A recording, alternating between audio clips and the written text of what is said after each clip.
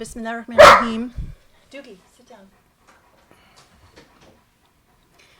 So welcome everyone, and I'm gonna, as soon as I give my little 2 seconds here, I'm gonna go sit with Doogie. Usually he just demands that I sit with him, like, you know, he's like, he owns me, so.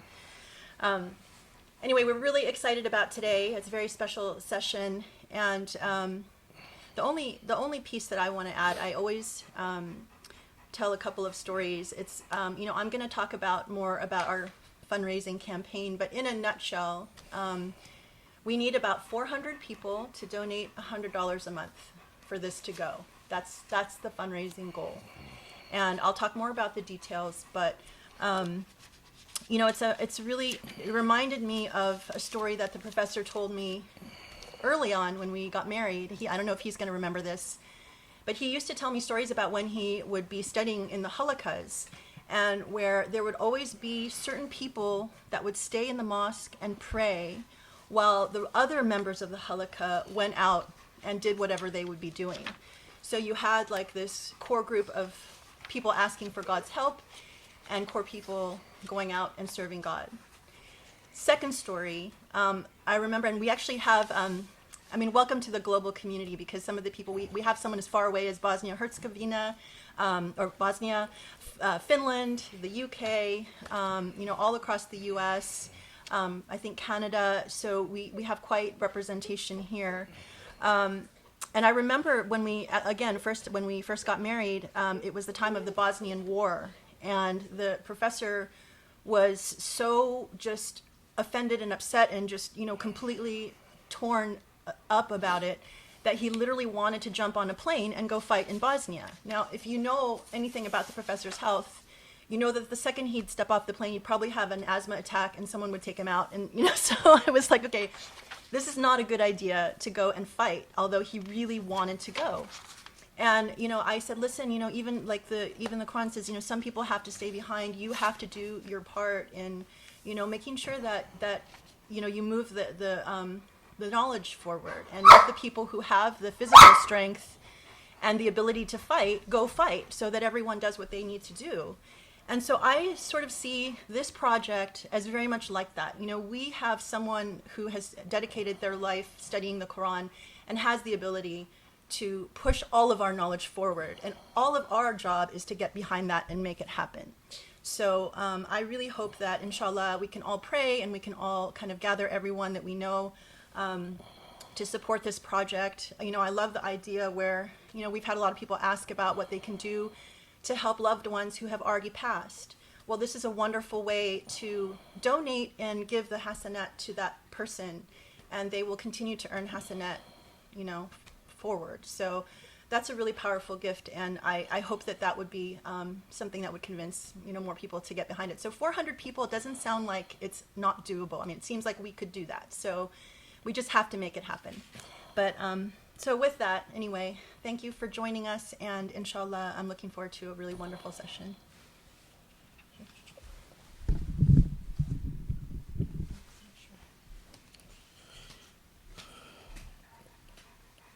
Assalamu alaikum, everyone. You have to tell me if anyone says anything, or if Okay. because I can't hear, of course.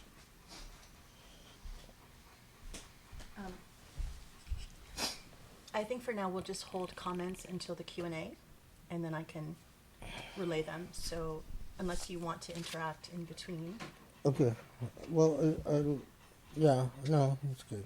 Are you okay? Can everybody see? Okay. All right. So you can see, they can see you through the laptop, and you can also see them up there, right?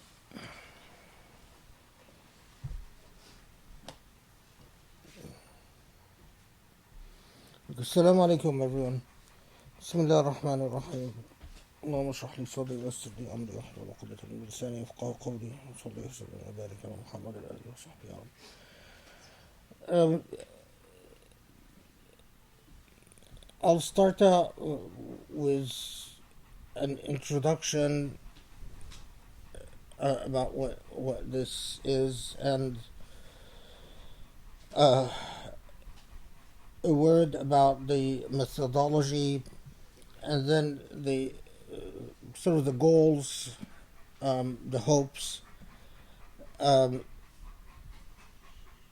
and then inshallah we'll talk about the one of the surah as an example, if you will, as a prototype of or as a demonstration of this project and what it entails. I hardly need to underscore the importance of the Quran as the center for what Islam is and what Islam ought to be and what Islam was and what Islam will be. The Quran is the central text, the text that anchored the entire Islamic message, that is the heart and soul of what is Islam and what is Muslim. Within the Quran are the boundaries for how we can identify a Muslim, and also then what the direction and trajectory of that Muslim is.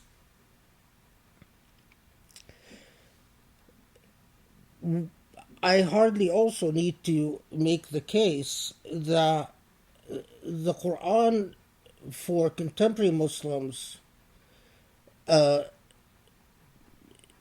is not where it should be. The Muslims, for a variety of reasons, have lost touch with the Quran, and it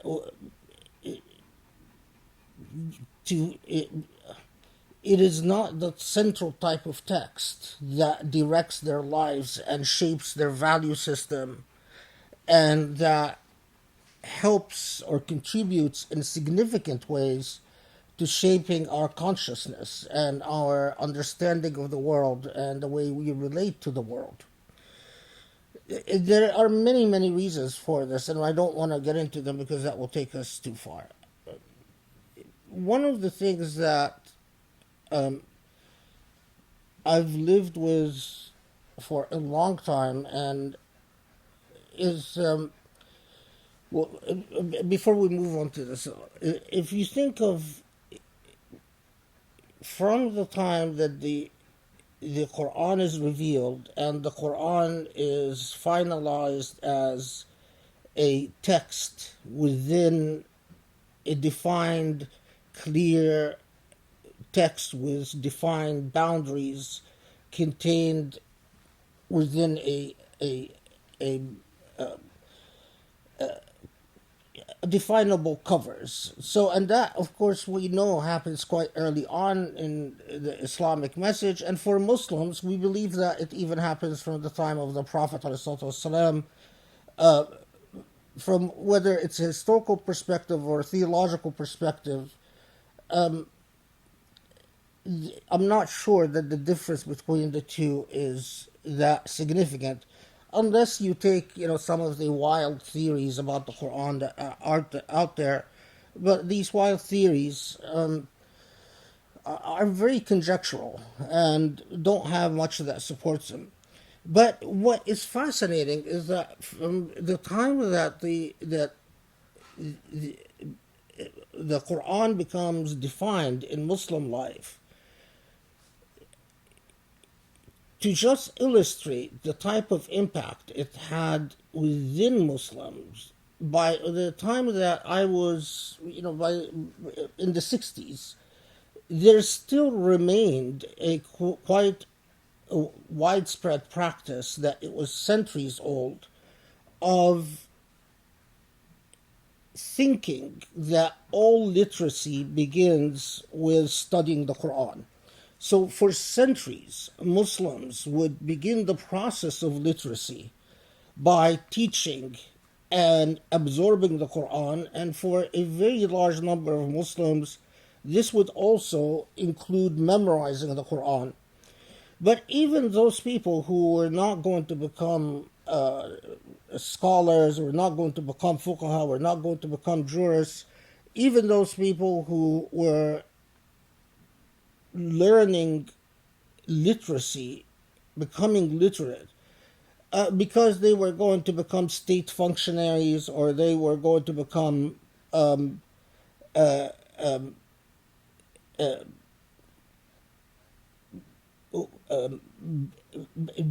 business people engaged in the process of commerce and import and export, even for people who were going to enter many vocations in life, literacy always began with the Quran. And it was after studying the Quran, you would then go on to become a medical doctor, or to become an engineer, or to become whatever the many jobs and many professional guilds that existed in the pre-modern world. The core thing that is fascinating is that for many centuries, Muslims understood that at the heart of the educational process is this close and intimate engagement with the Quran, and then the diversification of professions begins. Of course, that practice starts weakening significantly during the colonial era, but even after colonialism, it continued to weaken, although surviving in the madrasas in rather inconsistent and very spotty fashion. And the quality control also deteriorated in madrasas throughout the Muslim world. We saw increasingly in the Muslim world madrasas attracting those who, to a very large extent, who could not afford to go to regular schools. And so both the quality and quantity of madrasas and Quranic literacy deteriorated very seriously throughout the Muslim world. Till we reached our day and age, where it is not unusual, by the way, to find Muslims all around the Muslim world, and not limited to one region or another, who practically have zero Quranic literacy. I mean, they might be much more comfortable in the English language than in the Quranic language. Their exposure to the Quran might even be more alien than their exposure to Shakespeare. A lot of educated Muslims, through their educational process, have had a greater amount exposure to Shakespeare, who is not embedded in their theology, in their religiosity at all. But nevertheless, the Quran has become a foreign text. And it's a foreign text not because we are unable to memorize surahs that we recite in prayer, but because we don't know how to read the Quran, or how to unpack the world of meanings and relate to the text in a way that shapes our consciousness and shapes our emotions and shapes our intellectual paradigms. Okay, so one of the things that was of great interest to me in my own Quranic journey is how to unpack the chapters of the Quran. Why is a chapter a chapter? We know from various narratives in the Sunnah that some surah, for instance, have 90% of the ayat, the 90% of the verses in a particular surah might have been revealed in Medina, but 10% were revealed in Mecca. But an example is Surah Al-Hadid, for instance. Surah Al-Hadid, the iron, is considered a Medinian surah. However, there are some verses in Surah Al-Hadid that were revealed in Mecca. Now, the gap between the verses that were revealed in Mecca and the verses that were revealed in Medina is, in the case of Surah Al-Hadid, is about 6 years. So you're talking about a substantial gap in time.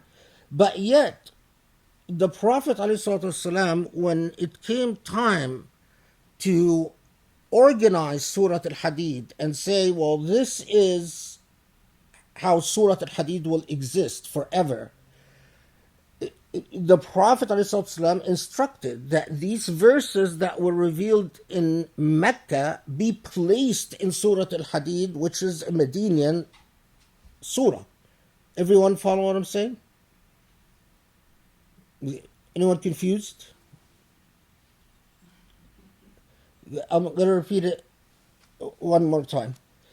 There are surah that from beginning to end were revealed in either Mecca or Medina. That's straightforward. The entire surah was revealed from beginning to end in either Mecca, the Meccan period, or the Medinian period, either before the Hijrah, before the migration, or after the migration. However, there are surah where part of the surah was revealed during the Meccan period and part was revealed during the Medinian period. And there is a substantial gap of time between the revelation that took place before the migration, before the Hijrah in Mecca, and the revelation that took place after the Hijrah in Medina. But when it came time to organize the Quran, the Prophet ﷺ instructed that these particular verses be placed in this particular surah, even if there was a gap of time between the ayat that were revealed in Mecca and the ayat that were revealed in Medina. This begs the question, why is a chapter in the Quran a chapter? Put it differently, if I would have played, what is that thing where you switch the places of things? What is the word I'm looking A Rubik's Cube? for? No, but okay. Bingo or something. What did you say? Bingo. Bingo or Rubik's Cube or Not quite. switcheroo. Well, yeah, it's sort of. Yeah. Maybe. Card Monty. I have no idea what that is. Well, okay, it's We get the yeah. The switching around, if I would switch around ayat from Surah Al-Baqarah and put them in Surah Al-Nur, and take ayat from Surah Al-Nur and put them in Surah Al-Mu'minun, would that alter the meaning? Would that affect the meaning? And especially for so many Muslims, when they read the Quran, it seems to them that much of the Quran is quite repetitive, that it says the same things more or less over and over. And again, is there a coherent thematic unity within the structure of each surah, so that when we say a surah, it is in fact very much like a chapter, that you cannot alter the structure of the surah without significantly impacting the meaning of the surah? That has been a lifelong engagement and a lifelong question for me. why did Allah make a surah as it is? Why does why, for instance, why do we have 5 chapters in the Quran that are known as the musabbihat, the chapters that start out with Subhanallah?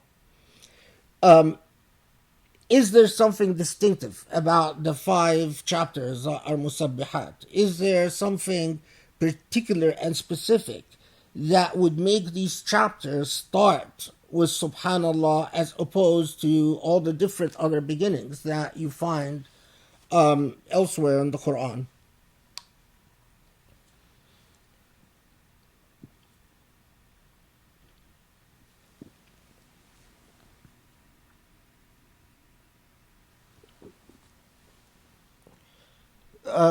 I'll come back to this, but before I launched into all of this, I should have welcomed you guys, and I just forgot.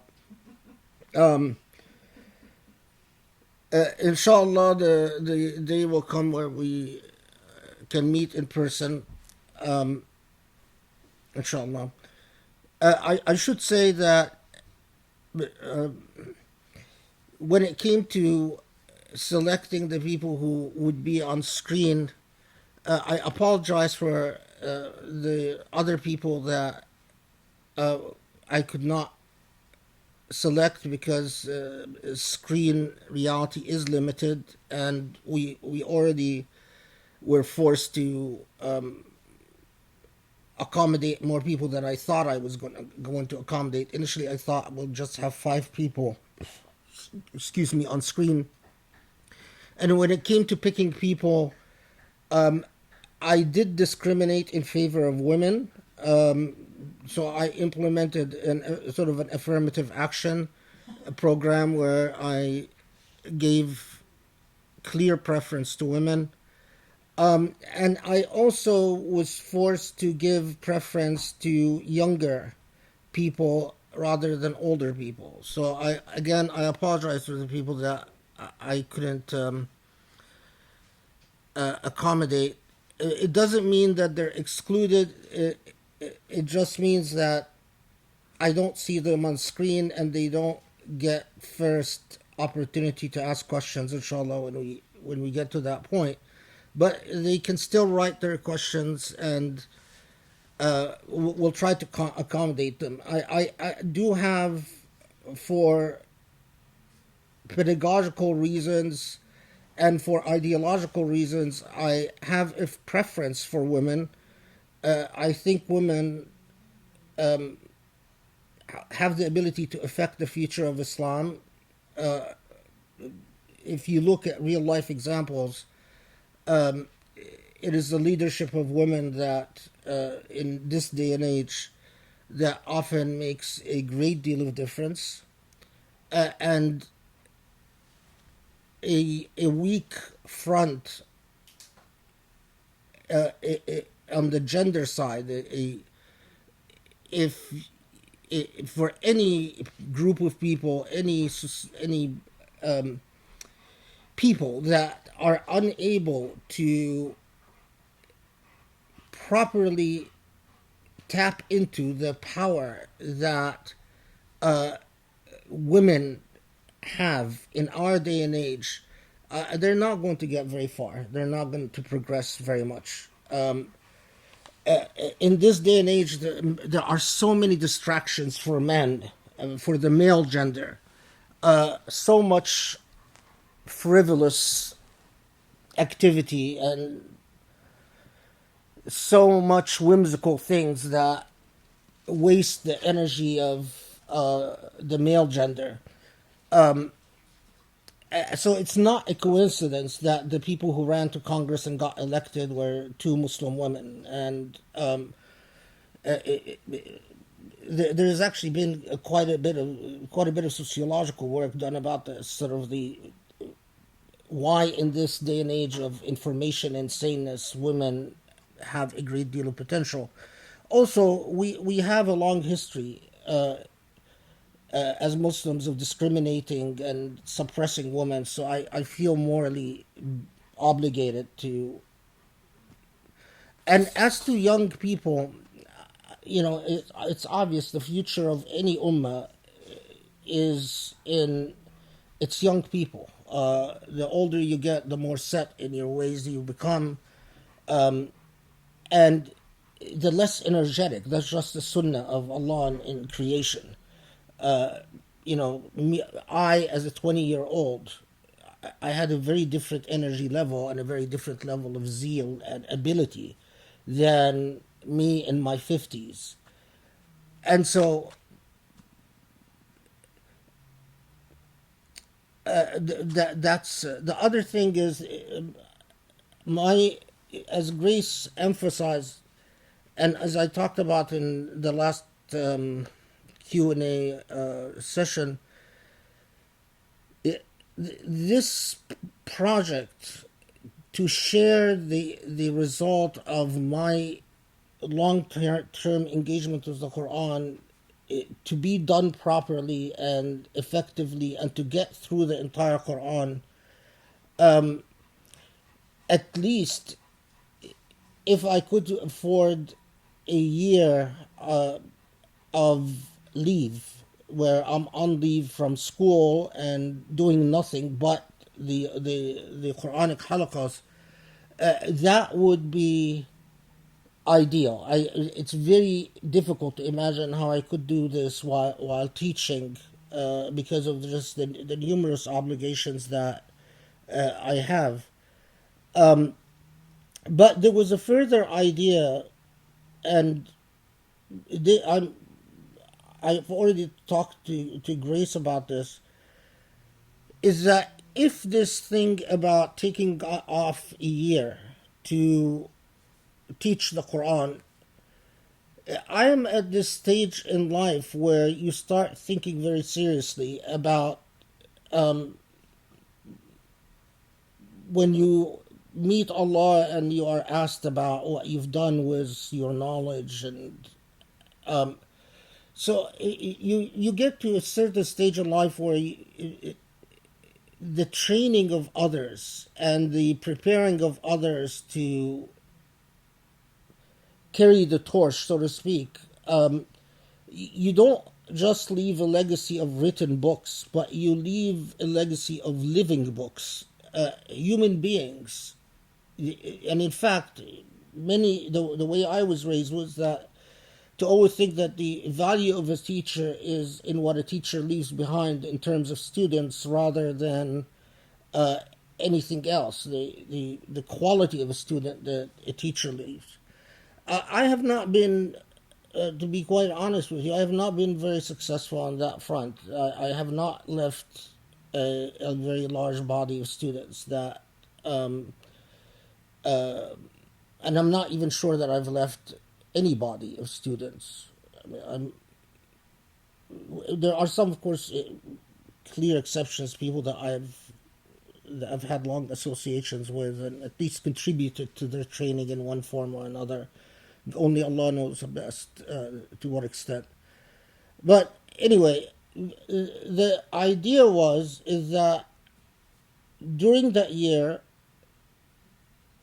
hopefully we can invite 2, 3, or 4 people that would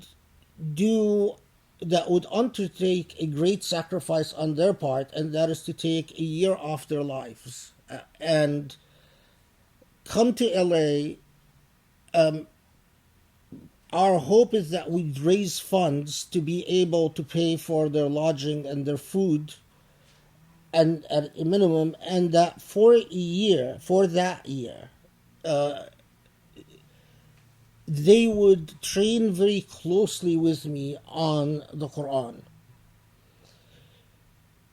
But this would require complete dedication, and the reason that it would have to be one-on-one, and it would have to be in person, and it would have to be that these people would come and live close to where I am for a year, is that for this type of project, I don't need smart people. I need wise people. And wisdom is not just the product of IQ. Wisdom is the product of that remarkable combination between the heart and the mind. And the heart and the mind strike the mizan between these two. There are a lot of people who are extremely sharp and very studious, but are idiots in every sense of the word. And there are a lot of people that have very big hearts, but absolutely no power in intelligence wise. They're not studious at all. And as a result, they're fools. They're all heart. But they learn nothing from the experiences of others as documented in writing. For that year, what these individuals would do, they would prepare the chapters that we will discuss. So they read them, they prepare them. Would meet with them daily or once every 2 days to discuss the types of things that I will not have time to go into in the broader halaqas, and also, and this is not any less important, also to do spiritual exercises preparing the chapters. So they would do dhikr. Each surah in the Quran has its own dhikr, and they would regularly focus on developing themselves spiritually and intellectually, and their intimacy with the Quran. And after that year, hopefully, they would go on to I pray to take the message further than I could have ever taken it, and that would be my sincere hope. Of course, all of this is at this point a dream because we don't have the funds. And I'm teach as it stands now. I'm scheduled to teach next year, but I think that perhaps the hearing loss is a strong alarm system that you can't just say, well, I don't do it this year, it will be next year. Life is just too unpredictable. So that is the dream. To do it the way that it should properly be done. Knowledge that you don't sacrifice for is knowledge that you don't learn. Knowledge that comes cheaply. We human beings, our psychology is that we have a tendency not to respect anything that doesn't cost us. And that's not necessarily bad. It just, that's the way our psychologies are as human beings. We don't value what comes free. And the way that we learn to cherish something is by coming to appreciate its scarcity and its cost. Think of the way that even when you were a child, the way you were taught value by your parents is to learn that things have value because they're not necessarily replaced, or if replaced, they are replaced at a cost. And as a child, if you had not learned this lesson, that's exactly how you grow up to be spoiled rotten. And think of any child that is spoiled rotten. They're insensitive. They can't understand the feelings of others, and they take everything for granted. And they take everything for granted because they were not indoctrinated with the idea of cost and sacrifice. Anything that costs you energy, exhaustion, financial resources, substantial time, is something that impacts your psychology and impacts your intellect at a different level of consciousness than something that doesn't cost you.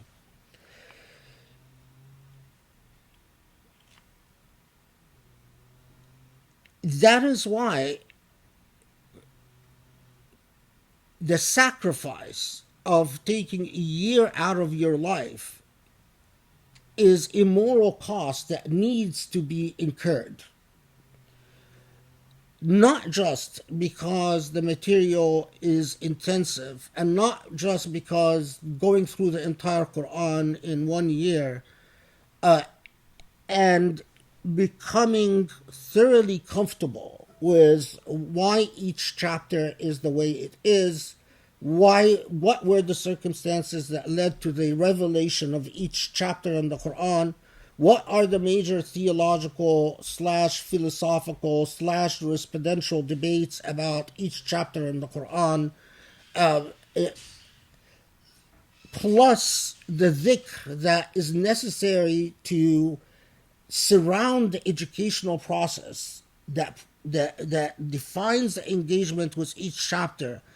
That dhikr brings the element of Allah's barakah, because without Allah's barakah, without Allah's blessing, it is impossible for the Quran to unlock its secrets and to unlock its keys. If you don't have Allah's barakah, you can read the Quran a million times. I mean, think of Orientalists. Montgomery Watt, I'm sure, has gone through the Quran. I used to know Patricia Crone, the late Patricia Crone, quite well, and I know that she read the Quran many times. But so what? She's not reading it with barakah. She's not reading it with that element of Allah's touch, Allah's madad, Allah's aid. And so nothing will penetrate, and nothing did penetrate to Patricia Crone's heart. Nothing penetrated Montgomery Watt's heart. I used to be a student of Avram Yudovich at Princeton, or one of my teachers. I know from my long conversations with him and Michael Cook, nothing ever penetrated their heart. I have a colleague here at UCLA whose specialty is the translation of Arabic text, and he knows Arabic quite well. But without the element of barakah,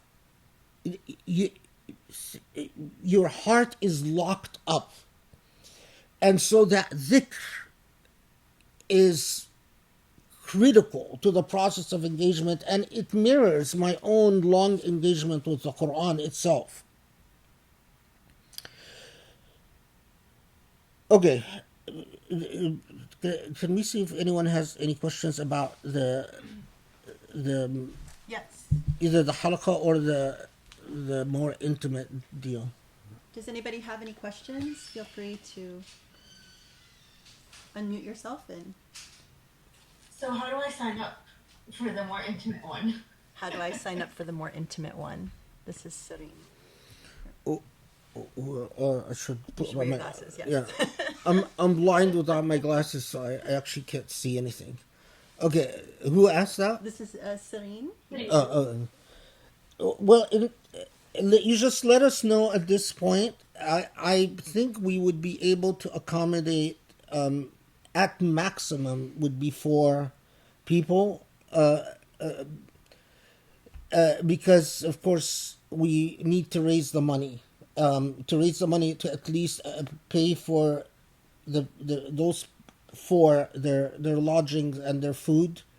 But still, it would be a substantial sacrifice on your part, because you're putting a whole year of your life on hold. And, I don't know if you're going to be unhappy with the food we supply and, want to go to Westwood and party or something like that. Right. Whatever. So, yeah, so just letting us know, that's one. And then doing dua, sincere dua that we are able to raise the money. I I mean, and I don't say this to be an alarmist. It's like you don't know if you're.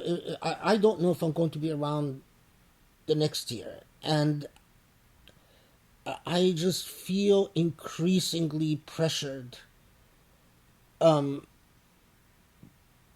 unload what is within this brain to people that I pray can carry the torch forward.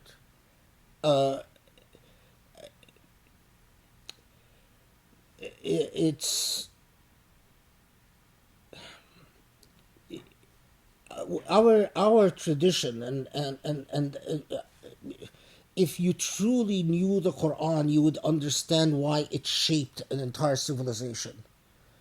You would understand that it is truly a miraculous text in every sense of the word. And then if you understood the Islamic tradition, and it's a broader issue, you'd understand that as traditions come, and note, as traditions come, so as placed within the context of other traditions, Jewish tradition, Christian tradition, Buddhist tradition, Hindu tradition, this is a remarkably rich and nuanced tradition. And far more nuanced, even compared to the post-industrial revolution tradition of modernity. I think the tradition of modernity is already exposing its major flaws and deficiencies. And I think that humanity will inevitably look back to these older traditions to anchor itself in meaning, because the level of alienation among humanity is profound. Modern philosophies have not yielded the type of anchoring for human beings, and for human beings for thousands of years were anchored in these complex religious traditions that mitigate that negotiate the sacred and the temporal. And we're already seeing that. I mean, if you travel in Europe and you travel in, look at the way Russia has gone back to its own Christian tradition and negotiating that tradition within modernity as it tries to anchor itself in a realm of meaning. It is inevitable. But the way things stand now, when Muslims look back to that tradition, I'm not sure that Muslims know what to anchor themselves in. And that's extremely unfortunate. So that's the hope, is that would be part of responding to this, and at least doing what one can, so that when you face Allah in due time, you have something to stand on. You have something to defend yourself with. When you say, I've tried what I can, that it's actually legitimate, and not just rhetoric. Any other questions? Everyone sure? All sure? Okay. Okay. So, the journey with the Quran, methodologically, there are two key things that for 30 years I have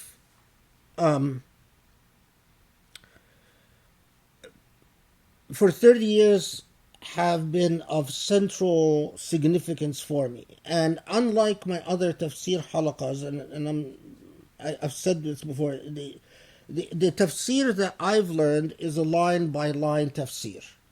And it's 50% of it is linguistic.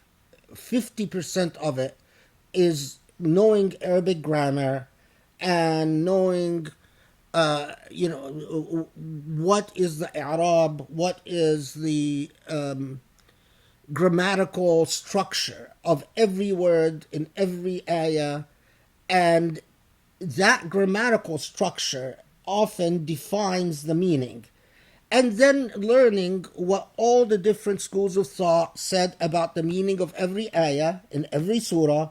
And when then you do a traditional tafsir, which I do in my other halaqa, you basically are communicating what all the different schools of thought, what all the different main scholars said about what every ayah means, and and that's pretty much what the traditional tafsir and which is to a large extent a hermeneutic tafsir. But what had engaged me, I tried with greater levels of success in my later life than in my earlier life, to unshackle myself from the I don't want to say burdens, because I don't think tradition is a burden. I think tradition is a blessing. But from maybe the habits of tradition, and to step back and to try to understand these surah the way that they could have been possibly received at the time of revelation. From my reading in history, I know, and there is a considerable amount of evidence, that Arabs who their abilities in poetry and their comfort with eloquence, Arabic eloquence and Arabic grammar was profound. And the Quran impacted them at an emotive and an intellectual and spiritual and moral levels in ways that for the modern Muslim are very difficult to understand. I mean, when you find people who listen to the Quran, and after having listened to the Quran, they are practically willing to sacrifice all their wealth, sacrifice their stability, their future, their careers, travel to an entirely different polity, maybe even fight family members in wars, become thoroughly centered around the idea of trying to invite their own families and loved ones to salvation. The Quran had an impact on them that is very hard for us to reclaim or to even internalize. Just because you are an Arab and you know Arabic doesn't mean that you have the type of relationship with the Quran that existed 1400 years ago. In many ways, growing up as an Arab has become an impediment, not the opposite. Because you grow up surrounded with hearing Quranic phrases repeated dogmatically and rhetorically. So for instance, the Quran says that those who, when are confronted with calamity, repeat Hasbi Allah wa ni'mal wakil. Now, Hasbi Allah wa ni'mal wakil means Allah is the true aid, the sufficient aid, and the true ally. Modern day Muslims repeat Hasbi Allah. We sort of mock it by call it Hasbana.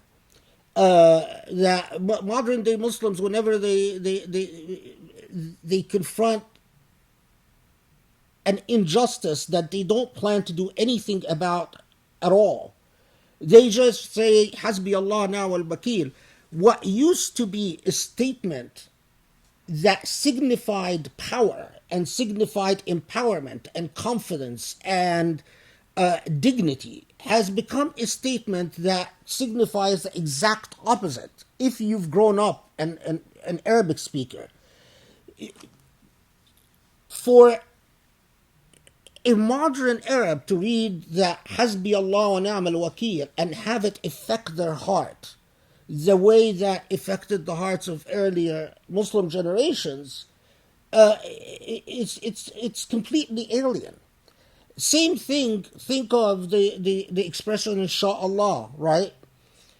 And that is not just for Arabs, that's maybe for all Muslims when it comes to inshallah.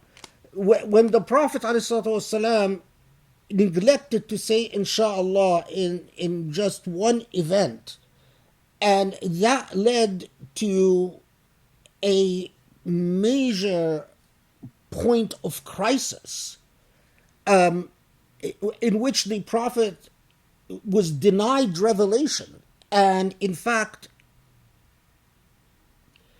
I'll even use the word embarrassed before Qurayshi leaders, because inshallah, just saying inshallah is so significant when you intend for something to happen. See the way that we relate to inshallah as Muslims today. We've completely emptied it of its normative powers and of its signifiers. And so part of that inquiry is why do we have 114 chapters? Why not half of that? Why not more? Why did the revelation stop where it stopped? Why did it begin where it began? Is there a coherence to each chapter that we can say that each chapter in the Quran communicated a particular message or a particular set of messages that other chapters did not communicate? So does each chapter, in fact, one of the first things you do if you ever become a published scholar is that one of the most important things is that each chapter in your book says something different. If you have a good editor or a good publisher, and you notice that the chapters are not saying anything different, they'll tell you, well, this is not publishable, because you basically repeat the same material over and over in each chapter, or these two chapters have to be merged together, or you've got to delete this particular chapter. This is just the ABCs of the formation of texts, and texts that can be effective and powerful. I've always felt that the key to understanding the Quran is the Fatiha. Why is that? We know that the Fatiha, in terms of order of revelation, it was revealed either number 5 or number 7 in terms of order of revelation. But we also know that from the time that the Fatiha is revealed, it immediately occupies that central position. Other than the fact that it's called the Fatiha, other than the fact that it's called the opening, the unlock, the key, the beginning of the journey, there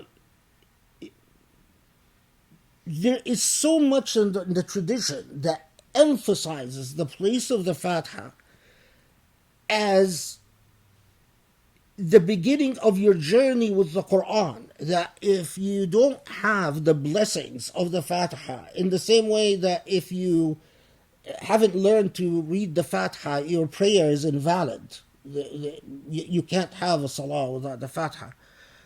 If you forget to say the Fatiha in rak'ah, then the entire prayer is negated. It's not, you can't do sujood al-sahw because you forgot to say the Fatiha. The prayer is void, and you have to repeat the entire prayer. You can forget to say a surah. You read the Fatiha and you say Allahu Akbar, you go into ruku'ah and you forget to read surah, forget to read Allahu Ahad or whatever, and then you do sujood al-sahw and it's fine. But you can't do that with the Fatiha. If you forget the Fatiha, the prayer is invalidated. Now, the Fatiha, and I've said this in the past, but it's worth repeating. From the time of revelation, it is positioned as if the document of delegation, the text that delegates to Muslims what they are and what they ought to be and what they ought to aspire for through their journey in life. It tells you to begin in the name of God, the most merciful, defining that God, anything that is not engaged in Allah's name, with Allah's name, and the defining attributes of that name is batil. It's wrong. To the extent that we cannot kill anything, and a lot of Muslims have forgotten these ethics, that if you can't kill a fly without saying Bismillah ar-Rahman ar-Rahim, or you should not. You can't see a cockroach and kill it without saying Bismillah ar-Rahman ar-Rahim. You can't eat without Bismillah ar-Rahman ar-Rahim. You can't pray without Bismillah ar-Rahman ar-Rahim. Bismillah ar-Rahman, you can't do wudu without Bismillah ar-Rahman ar-Rahim. Bismillah ar-Rahman ar-Rahim, you are saying, I am doing it with Allah's permission. The reason that the authority comes to me from the most compassionate, the most merciful. And as a result, if you don't do it compassionately and mercifully, you're in trouble. I mean, that's that's an old theological point, but Muslims forget the extent to which it was anchored, again, in their theology and in their law. Because Muslims built an empire, and empires do, engage in politics, and politics does very ugly things and very harsh things and so on. But theologically and jurisprudentially, that remained the case, that you as a Muslim must remind yourself and relate to the cosmos by saying, the reason I am doing this, or as I do this, if it's consistent with Allah's license, then it is okay. But if it is inconsistent with Allah's license and Allah's mercy, you're in trouble. You can't chop down a tree without saying Bismillah ar-Rahman ar-Rahim. If you do, you're committing a serious sin. I know that the post-Wahhabi Islam, we've lost so much of that. We're not raised with that in the way that in the 16th century or 17th century, you would hear your parents say that all the time. When I was growing up, I still had that, in meaning my grandmother and my grandfather would still say Bismillah ar-Rahman ar-Rahim before they go after a cockroach, or before they kill flies, or before they get cut. I mean, I still remember very, very distinctly my uncle finding a grasshopper, not a grasshopper, a lizard in the home, and my uncle struck the lizard without saying Bismillah ar-Rahman ar-Rahim, and my mother was so upset she wouldn't talk to him the rest of the night.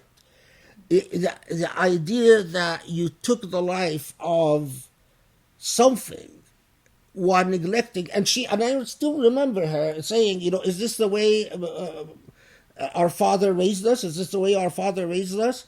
Now, of course, look at how much we've lost, because I am sure that strikes many of you as foreign. But if you wouldn't have needed to be born that far in the past to actually have this be very natural, and you would know this as, yeah, of course, that's obvious. You can't cut a flower without Bismillah ar-Rahman ar-Rahim. Because you do it in Allah's authority, in Allah's name. So the Bismillah Rahman Rahim, the Alhamdulillahi Rabbil Alameen, that your relationship with everything in existence is acknowledging Allah's gratitude, the humility that comes from the acknowledgement of the.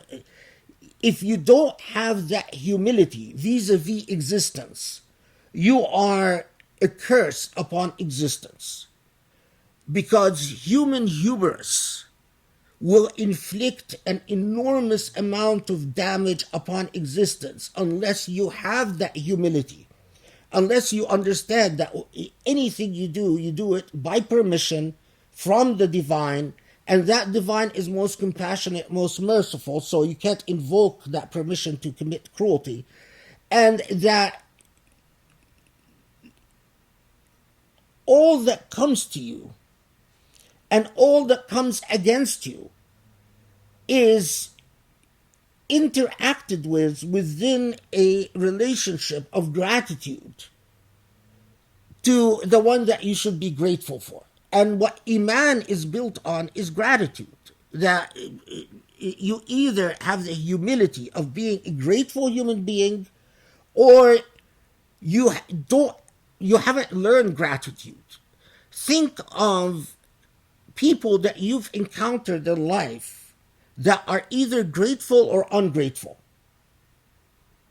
Think of the ugliness of ingratitude and the beauty of gratitude. If you've ever been kind to someone who repaid your kindness with betrayal or with think of the ugliness, and so recognizing the morality of gratitude. And again, in terms of virtues, we forget that gratitude is a moral virtue, and that when Allah tells us, teaches us to be grateful towards Allah, Allah is not just teaching us an ethical value towards the divine, but an ethical value that will define our relationship with one another. And much of human cruelty and much of human harshness is because of the lack of gratitude, the lack of this basic kindness, where we recognize our dependence on one or another, and we recognize the morality of our intercourse as human beings. Okay, well, anyway, so go through the Fatiha, and if inshallah, if that plan of doing the training that I'm dreaming of with 3 or 4 people, this is something that I would actually do with them, where we go through the Fatiha and there was the Fatiha is a very powerful dhikr, and you don't know the power of that dhikr till you spend a night doing dhikr using the Fatiha. You repeat the Fatiha over and over and over for a few hours, preferably before Fajr, between Isha and Fajr, preferably closer to the hours that precede sunrise, or precede the coming of Fajr, not sunrise, the coming of Fajr. While focusing, you don't just repeat it. Every time you repeat it, you insist, I want to focus on thinking through the full connotations of what does it mean to invoke the name of the most compassionate and most merciful God? What are the total implications of this? What does it mean to learn the virtue of gratitude as a central virtue in human existence?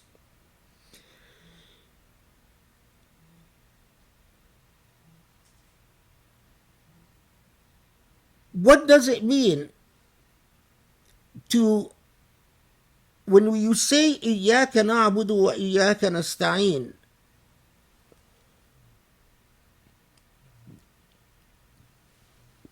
Grammatically, what this saying, what إياك نعبد وإياك نستعين it means, is that it is you that we choose to worship, and it is you that we choose to rely on. The implicit meaning of this is that you, as a human being, you will worship something and you will rely on something. You will ستعبد شيء وتستعين بشيء. So of those things that you will inevitably, by default, worship and rely on, you choose the divine, you choose Allah to worship and to rely on. Human beings will either, if they don't worship idols and they don't worship the sun and they don't worship the four elements of nature, they don't worship wind, fire, water, and whatever all the new agey religions. They don't worship their guiding spirits. Oh, my mother looks after me. My dead mother looks after me. My dead father looks after me. My spiritual guide looks after me. If you don't worship your ancestors, you don't worship some imagined spirit that sends you, that loves you and takes care of you, you will worship. And if you don't worship, you will worship material wealth. But even if you don't worship that, you will end up worshiping yourself in a form of self-idolatry. And the remarkable thing is, very quickly, I remember years ago where we had sort of a very interesting interaction with Robert Unger, an American philosopher, and he made this entire thing, consistent with a lot of his writings. His main argument is, human beings are alienated and uprooted and disinherited, and the level of alienation that modern humans are confronting have led to horrible things, have led to things like drugs and alcoholism and suicide rates and depression rates, have led to a great deal to social ailments like racism and sexual harassment and human trafficking and forced sex and trafficking in human beings and sex industry, have led to a lot of horrible things. Robert Unger says, well, the solution is religion. However, he doesn't believe in God. So what is the solution then? Secular religion, where human beings must become the God. So he says, we can tap into the best that religion has to offer, but because religion is false, then we can just worship ourselves. This is classic Nietzschean philosophy. I mean, he's sort of just regurgitating Nietzsche, and regurgitating Ayn Rand. And we all know what Nietzsche has resulted in and what Ayn Rand has resulted in. I mean, if you want to see the byproduct of Ayn Rand's philosophy, look at the neocons. Look at the New Jesus movement, the family in Washington, D.C. If you look at the privileges of the rich. And so, I got into it with him. This hijacking of religion, I think it's more foolish than simply saying there's no hope. We human beings just have to, there is no God, and let's just deal with the consequences. But to try to solve that by doing exactly what Ihdina Sirat al-Mustaqim has alerted me centuries ago that you're going to end up trying to worship yourself. It's just a remarkable prophecy. And anyway, so until we get in the Fatiha, this magical moment when the Fatiha tells us Ihdina Sirat al-Mustaqim, and we read it, we recite it all the time, guide us to the straight path. But the straight path is the path of moral virtue. It's the path of beauty. It's the path of goodness.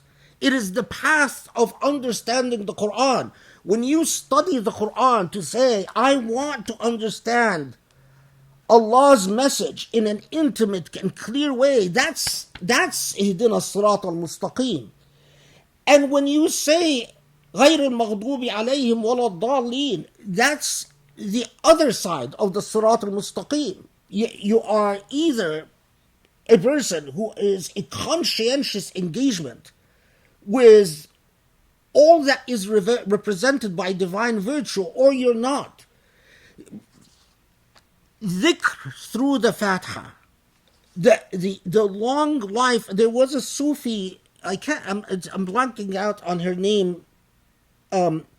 She lived at the time of Ibn Arabi. I don't remember her name now, but there are even reports that she was one of Ibn Arabi's teacher. She was a Sufi master who founded a tariqah based on the Fatiha. I mean, her entire tariqah their entire dhikr processes was through, they would have a day saying Bismillah ar-Rahman ar-Rahim. Then the next day it would be Alhamdulillah Rabbil Alameen. Then the third day it would be Ihdina Sirat al-Mustaqim, and so on and so forth. Anyway, it's a very interesting Sufi tariq. I mean, they didn't survive after Al-Andalus fell. We lose trace of their members and so on. Anyway, that Fatiha and reading the entire Quran in light of the methodology of the Fatiha is what led me to this conviction that each chapter in the Quran has a central or either a theme or themes that are unique and particular to each chapter in the Quran. Much more can be said about this, as I say. I mean, I'm summarizing 30 years of life in minutes. I wish I could share with you the moments of anxiety, the moments of agony, the moments of hope, the moments of tears, the moments of smiles, the moments of exhilaration, of excitement, the supplications, the begging, the praying, when you sit for hours and say, Allah, Allah, please open my eyes, allow me to see. I everything every fiber in my being tells me there is something to see. It's just I am not seeing it. Help me see it. So that is what began this journey, what accompanied this journey. And then the second element. How did the names of the surah come about? This is a very fascinating issue, because there are 2 points of view that you learn from the tradition. One that says that the names of the surah came from the Prophet ﷺ, that in the same way that there were qira'at. Did we lose anyone? Yeah, we lost him, but I think they're, oh, he's in the same way that there are qira'at in the Quran, that the Prophet ﷺ said each surah, that's the name of each surah, and that some surah, the Prophet ﷺ authorized several alternative names. So Surah Muhammad, for instance, is also known as Surah al-Sharia. And other examples that we could get into. But the second main opinion is that no, the names of the surah didn't come from the لم يصح عن الرسول شيء, that nothing authentic has been reported on this matter, but rather it was the earliest generation of Muslims, the companions and the tabi'een, the companions and the successors, who named each surah. Some believe that the names of the surah is a form of divine revelation, that Allah wanted the surah to be named An-Nur, Al-Mu'minun, Al-Baqarah, and or Ali Imran or Maryam, and so it was named. Or the second says that no, it was the consensus of the earliest generation of Muslims that should be the name of the surah. What was far more significant for me is to understand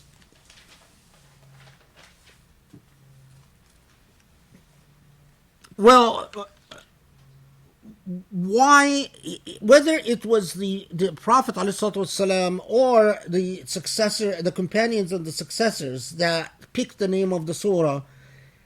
What was the significance of that? What is the significance of the name?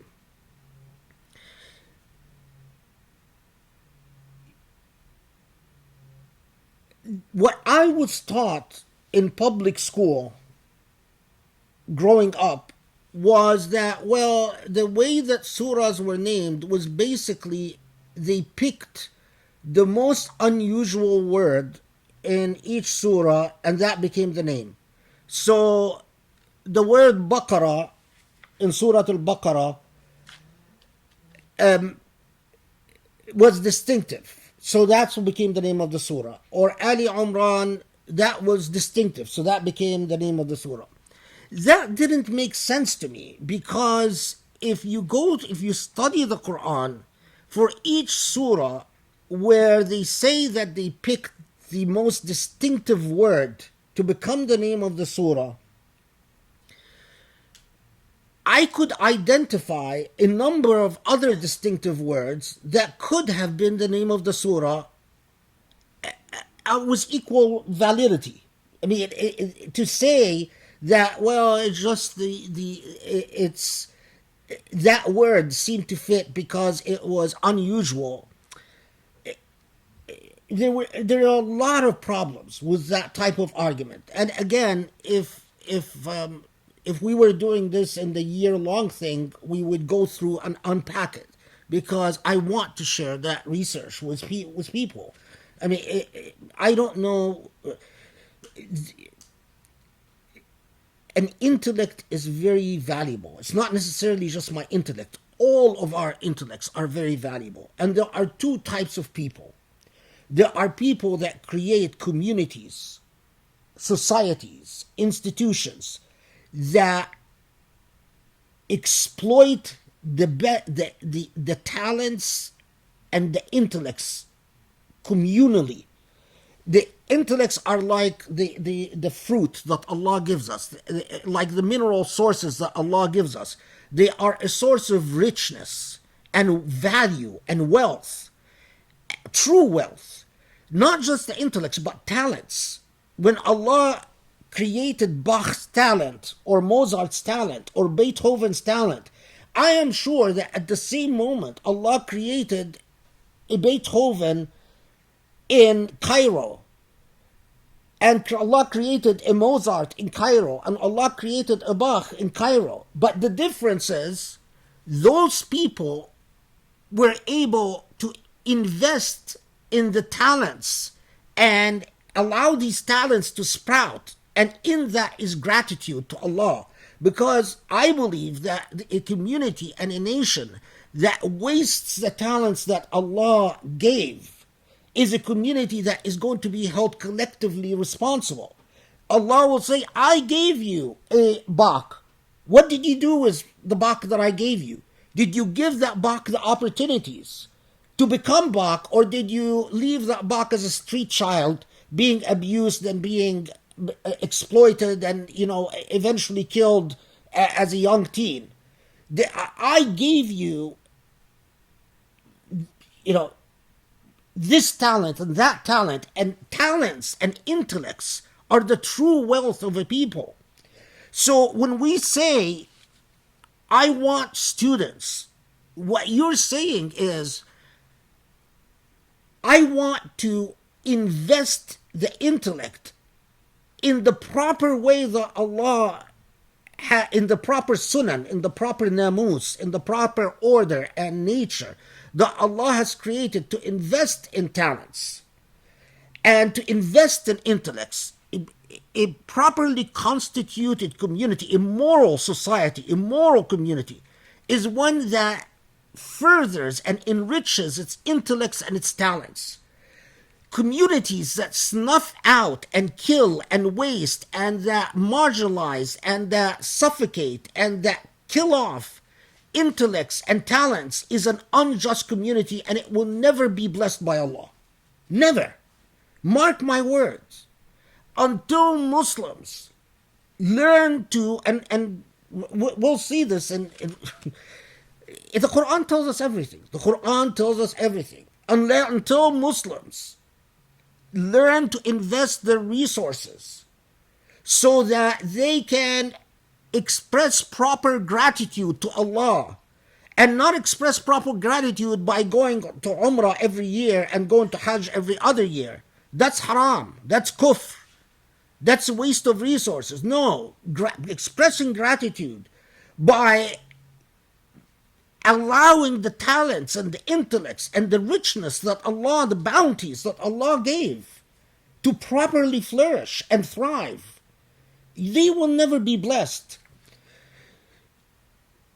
The reason I went into this digression is that we don't value research, and we don't value, we keep reinventing the wheels. I mean, so many of us spend a lifetime studying and researching, and they die, and everything that they've researched and studied dies with them.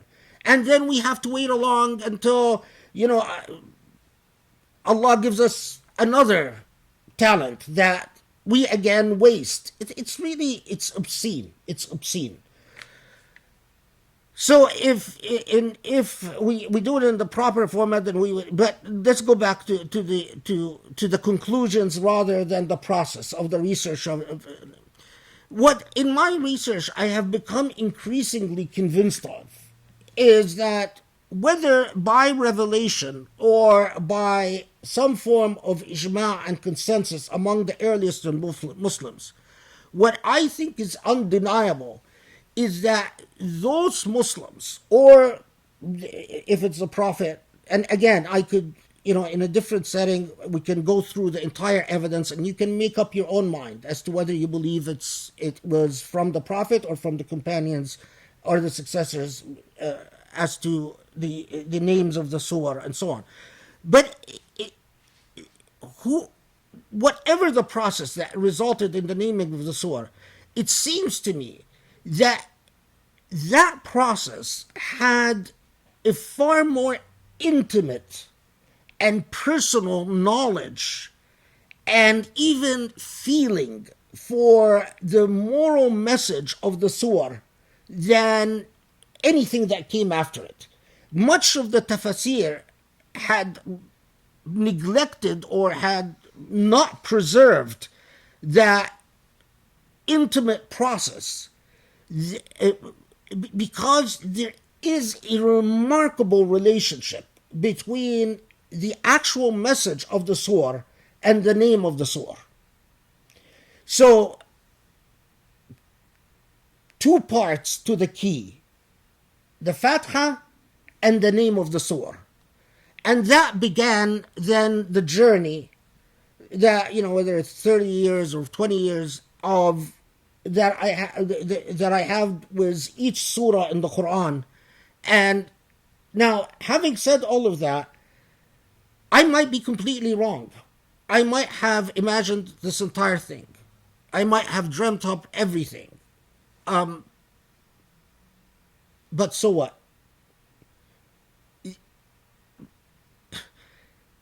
To have the freedom of the possibility of error is as important as to have the freedom to do to reach the right conclusions.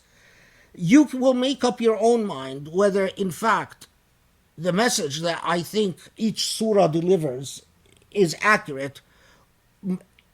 A true teacher would hope that a student would come along, that their own student, someone who's actually done their due diligence and their homework and studied everything they had to offer, would go beyond what they were able to achieve and would actually make contributions that were original and truly novel, but not fake originality, because we claim originality and novelty as a result of insecurity and anxiety and bad egos. That is that is more often superficial than real. In fact, modern Muslims are obsessed with trying to position themselves as authorities over a tradition that they actually have not mastered. And that's because, again, we as a defeated people suffer very deep insecurities about ourselves, about our relationships to one another, about what defines us as a people, as a community, as a nation, as an ummah. And that manifests in all these social ailments, which has us often posturing vis-a-vis one another and exhibiting false, what I've called in my writings, pietistic affectations, rather than any concern with substance and contribution. Okay, let's take a short break, and then the surah that I'm going to discuss as my sample surah is Surah Al-Hadid, the so-called iron. Let's take a short break so I can... Assalamu alaikum, everyone. Turn on... No, you keep quiet. Have you noticed every time it says Assalamu alaikum, Doogie starts barking? He thinks you're talking to him. Turn on your mics because I'm going to be soliciting your input. If you want to answer the question that I posed, just raise your hand. Okay, so Surah Al-Hadid, first, it's useful to note that the surah is divided into 5 main sections.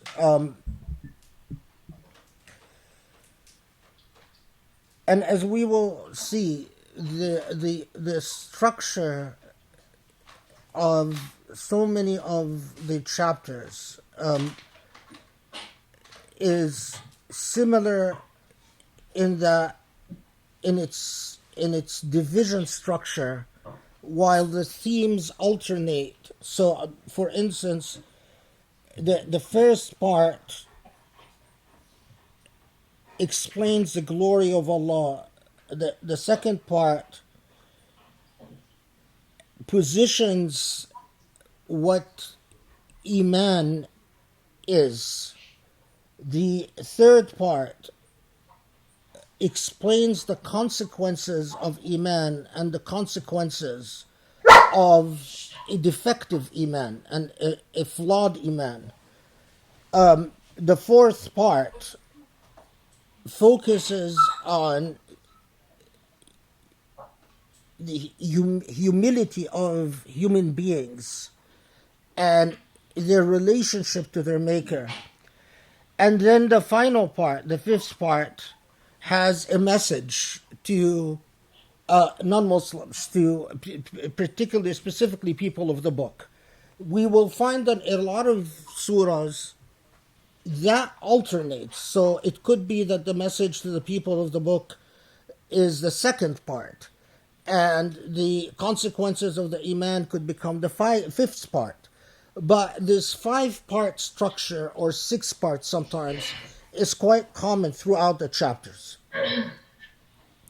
And we already said that Surah Al-Hadid is among the 5 surahs in the Quran known as the Musabbihat. What that means is that they begin with tasbih. They begin with Sabbaha Lillah or Subhanallah. And we'll talk in a second about the significance of that. Third, we've already noted that according to the vast majority of authorities, Surah Al-Hadid was revealed in Medina, and with the reports that say that some parts of Surah Al-Hadid was revealed in Mecca much earlier. However, these verses were placed in Surah Al-Hadid by instruction.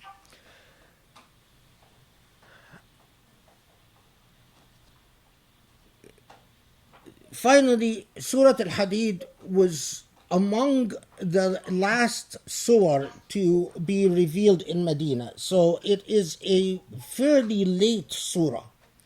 And in fact, it is one of the group of surah, one of the group of chapters in the Quran that, in my opinion, prepared the Muslims for the departure of the Prophet ﷺ.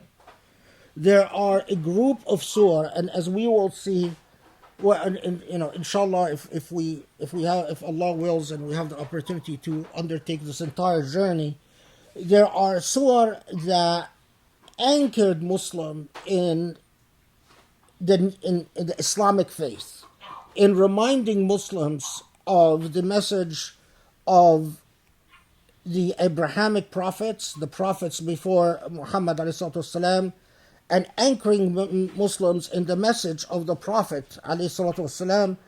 There are surah that deal with the challenges that Muslims confront, either their struggles in Mecca or their struggles in Medina. But there are a group of surah that carry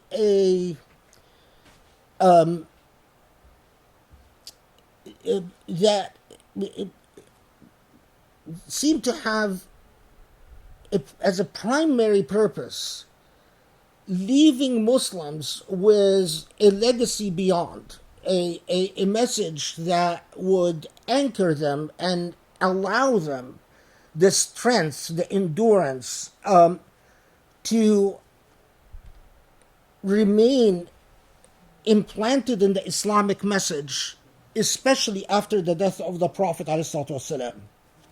So in hindsight, knowing how late Surah Al-Hadid was revealed and knowing the message of Surah Al-Hadid,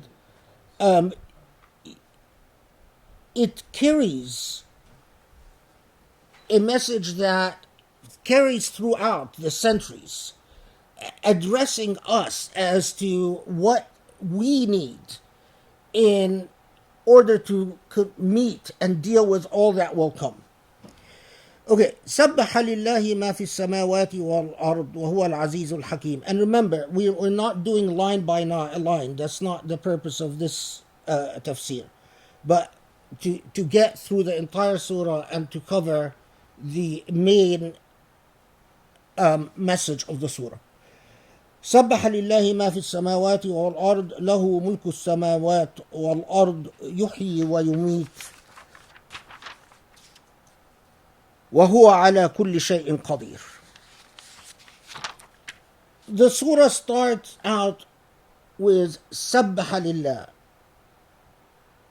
All that is in the heavens and the earth glorify Allah. When you have a surah that begins with سبح لله, with invoking the theme of tasbih, what do you think it demands of you as the reader?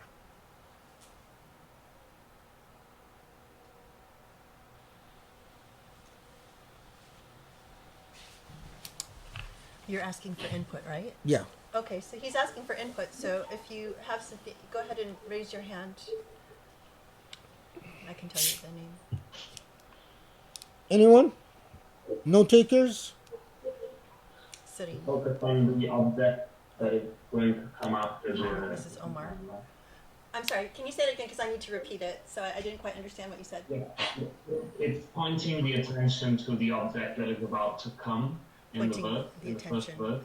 to the pointing attention to the object that's about to come in the first verse. Okay, and what did Serene? And sorry, and what did Serene? You were going to say something?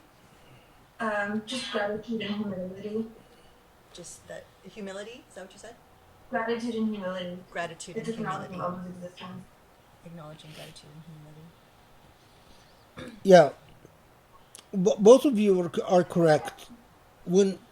Whenever you see a surah start with Subhanallah or Sabbaha Lillah, it's alerting you to the deliverance of a message that requires humility for understanding. But it also alerts you that it's going to deliver a message about your place in existence. So when I see Sabbaha Lillah or Subhanallah, I prepare to understand my place, to receive that message in which Allah is going to tell me something about my own nature. And we'll see this throughout the Quran with remarkable consistency. So, whatever in the heavens and earth glorifies Allah, and Allah is Aziz. Aziz, word that connotes honor and nearness. And someone who is Aziz, it could even be translated as dear. Someone who is dear to you. But not dear in the sense of just intimacy, but intimacy with honor. Al-Hakim, the wise and all-knowing, aware of all that happens. The owner of the heavens, of the earth, and the one who has absolute ability over everything. I'm sorry. Okay. Can I just actually, I think the sound that's coming back this way, it's probably best if everyone can turn off their mics, and then if you raise your hand to make a comment, I'll call on you, and then you can turn on your mic and answer. Okay, so Okay. I think that'll be easier for us to hear also. Okay.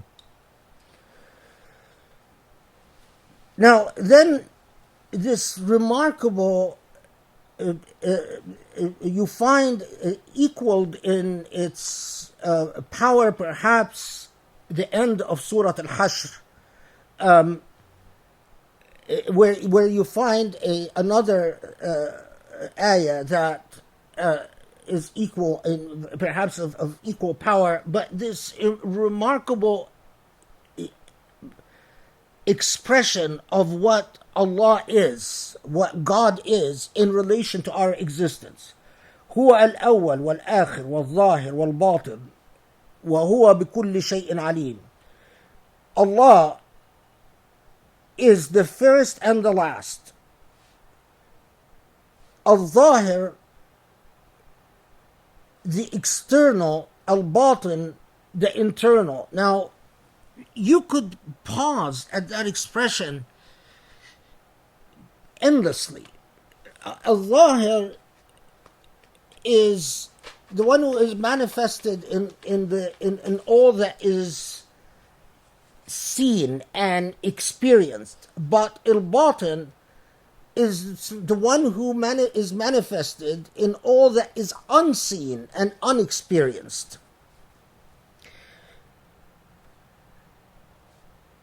Nothing in existence is not pervaded by the divine. Nothing that we can experience in existence is not pervaded by the divine. And God is all-knowing. Now, note when it comes to the end of the fourth verse, الآية الرابعة, وهو معكم أينما كنتم والله بما تعملون بصير. Allah is not only existing in everything, whether belonging to the world of Alam al-Shahada, the world of the seen, but also to all that is belonging to the world of Ghaib, the world of the unseen. But Allah is with you wherever you are. وهو معكم أينما كنتم. A great deal. You can, if we were doing the line by line tafsir, I would pause a long time going through all the different reports and all the different what the various mufassirun said about. But again, our purpose here is to understand what the entire surah is delivering to us. Allah is with you wherever you are. That begs the question for any rational human being, any human being who is engaged seriously with the text. Well, if Allah is with me wherever I am, can I feel that existence? That's the most natural question that would come to you. Perhaps you will not have the means to understand the nature of that existence. So how is Allah with me wherever I am? But the one that you would hope you have access to, or possibly can have access to, is, can I feel that existence? Can in fact can my consciousness experience that divine existence that I've been alerted to, that in fact the divine is in everything, in the entire creation. There is nothing in creation that is empty of the divine. But I myself, as a human being, Allah is with me wherever I am and wherever I go. Okay. Then that message is further affirmed.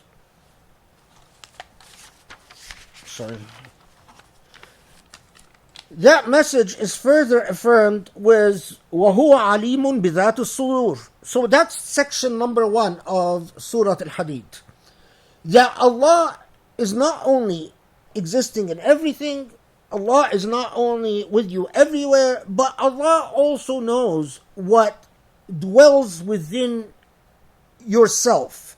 That self that we as human beings guard and conceal.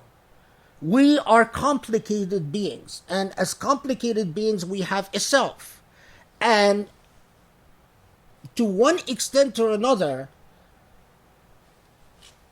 we have a complex relationship with that self. The self, at times, we confront it. Sometimes we're cognizant of it. Sometimes we're not cognizant of it. Sometimes we're honest with it. Sometimes we're not honest with it. Sometimes that self leads us to be honest with others, and sometimes we are not honest with others. But what all of us do is we guard that self. It is that part of us that tells us when we're hurt, when our feelings get hurt, when we're disappointed, when we're proud of ourselves, when we feel arrogant, when we feel superior to others, when we feel inferior to others but don't want to admit it, when we feel jealous but don't want to admit it, when we feel vindictive but admit it or not, either way. That self Well, Allah penetrates through this, and that first section of Surah Al-Hadid tells us, you know that self. It is an open book to Allah. Allah reads it transparently. Okay. Then the second section. آمنوا بالله ورسوله وانفقوا مما جعلكم مستخلفين فيه فالذين آمنوا منكم وأنفقوا لهم أجر كبير.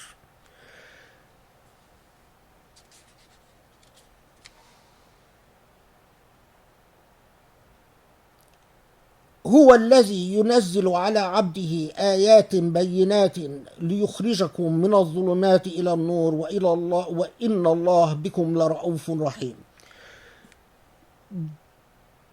The instruction that comes from the first section is so believe in Allah and the Prophet. That's not surprising, and the time that Surah Al-Hadid is revealed, Muslims are very familiar with that message, that the answer to a lot of issues or a lot of narratives in the Quran is the key matter of belief. Belief in Allah and the Prophet. What is the function of that belief? Well, the function of the belief, Surah Al-Hadid tells us what that belief does is that if you receive its clear signs, if you in fact are able to absorb and digest the message, it takes you from darkness to light.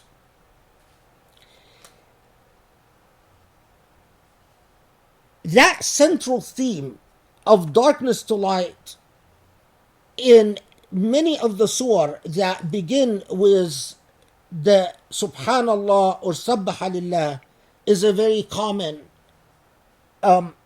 theme. And it's the place of light as enlightenment in the Quran is firmly established. That iman results in an enlightenment. We will see what Surah Al-Hadid says about this enlightenment and the consequences of false enlightenment, where you receive the message but the light doesn't go off. That you can receive the iman, but for whatever reason your light bulb didn't go off and you didn't achieve enlightenment. Before going to that, though, when Allah says aminu, believe. Sorry, Ridwan, can you silence your mic? Thank you. At that point that Surah Al-Hadid is revealed, it reminds Muslims that their relationship to material possessions is one of what? What is your relationship to material possessions? You want to call on somebody? If anyone wants to raise their Anyone hand, wants to? raise your hand and... Okay, I see Joe and then Cheyenne. So go ahead, Joe. Alone. I'm alone. Temporary loan. Temporary alone. Okay. Cheyenne?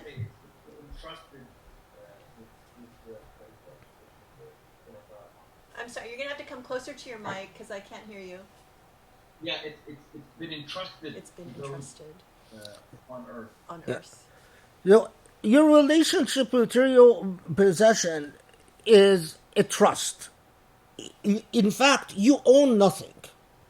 And remember, that is for a Meccan society, which was a commercial society, and a society that defined the way that the ego defined its worth was always in relation to private ownership, private property. Those tribes that owned a lot of private property, they boasted. They boasted in their poetry. They boasted in their mythology. They were claimed great honor. That was the nature of these Arab societies. A massive transformation takes place in Medina, where in reality, any property that you think you own, you are simply entrusted with. Would it be fair to say that the Quran is alerting us that, in fact, your enlightenment, the project of achieving enlightenment, of having that light bulb go off within you through your iman, is impossible unless you understand that the nature, your relationship to material wealth is the relationship of a trustee, not an owner. Not just on the basis of Surah Al-Hadid, but on the basis of so many surah in the Quran, the answer is absolutely yes. That enlightenment, and indeed being a real Muslim, if societies, through whatever values it anchors and reaffirms and teaches and propagates, if these values are ones in which private ownership is defined in an unequivocal way as private ownership, rather than as a relationship of trust over property, all property,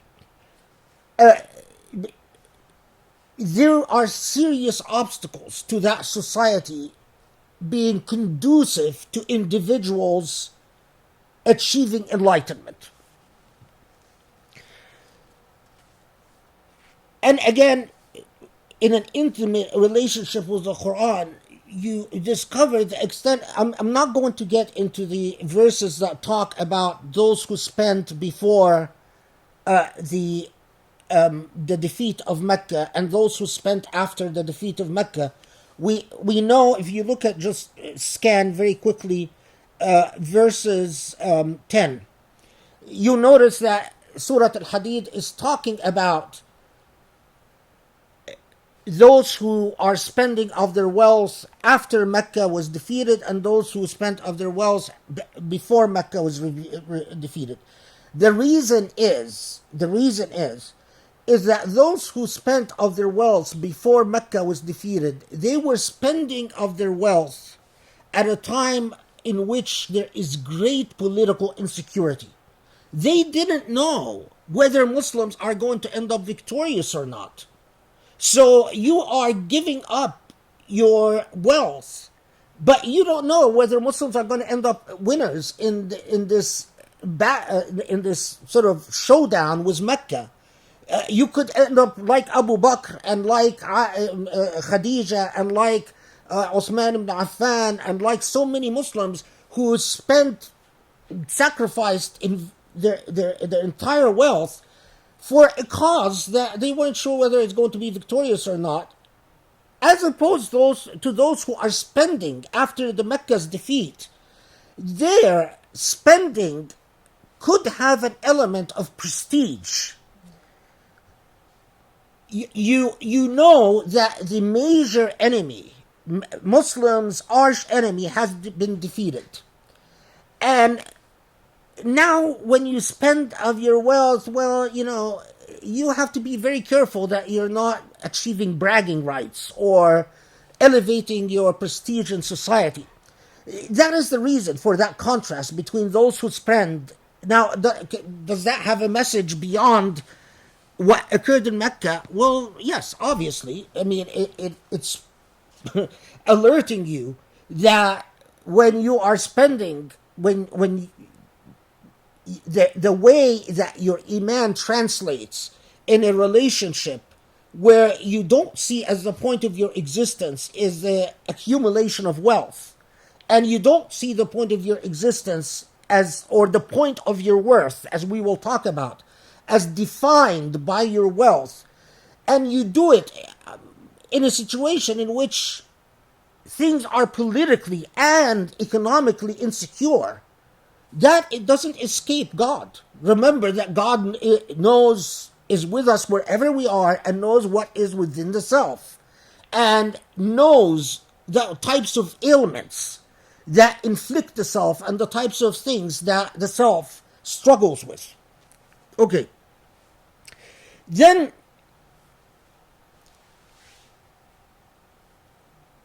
this, one of the most beautiful images of the Quran that we become cold towards, because human beings, when they become used to something,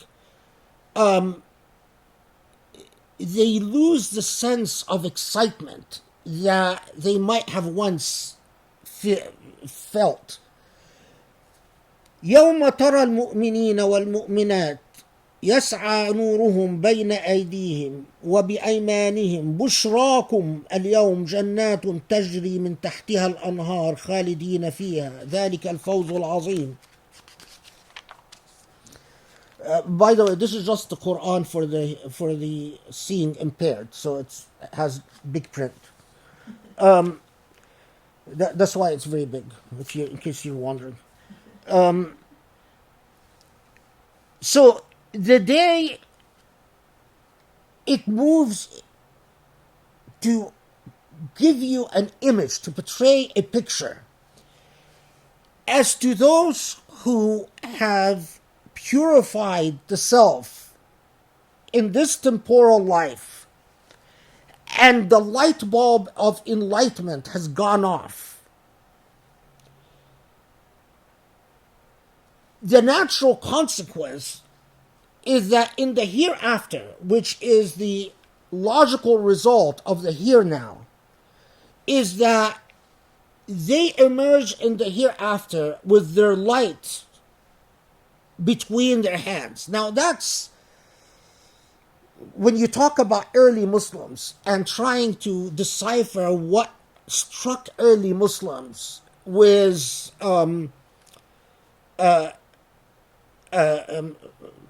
like a roller coaster, like, just smashed them in the face and the heart and shook them up. Well, this is one of those images that you actually, that expression, يَسْعَى نُورُهُمْ بَيْنَ أَيْدِيهِمْ, is eminently beautiful. Part of the dhikr that I talk about is that as you do dhikr, you imagine that image. When you imagine that image long enough, you will fall in love with it. You will fall in love with it to the point that you ache for it.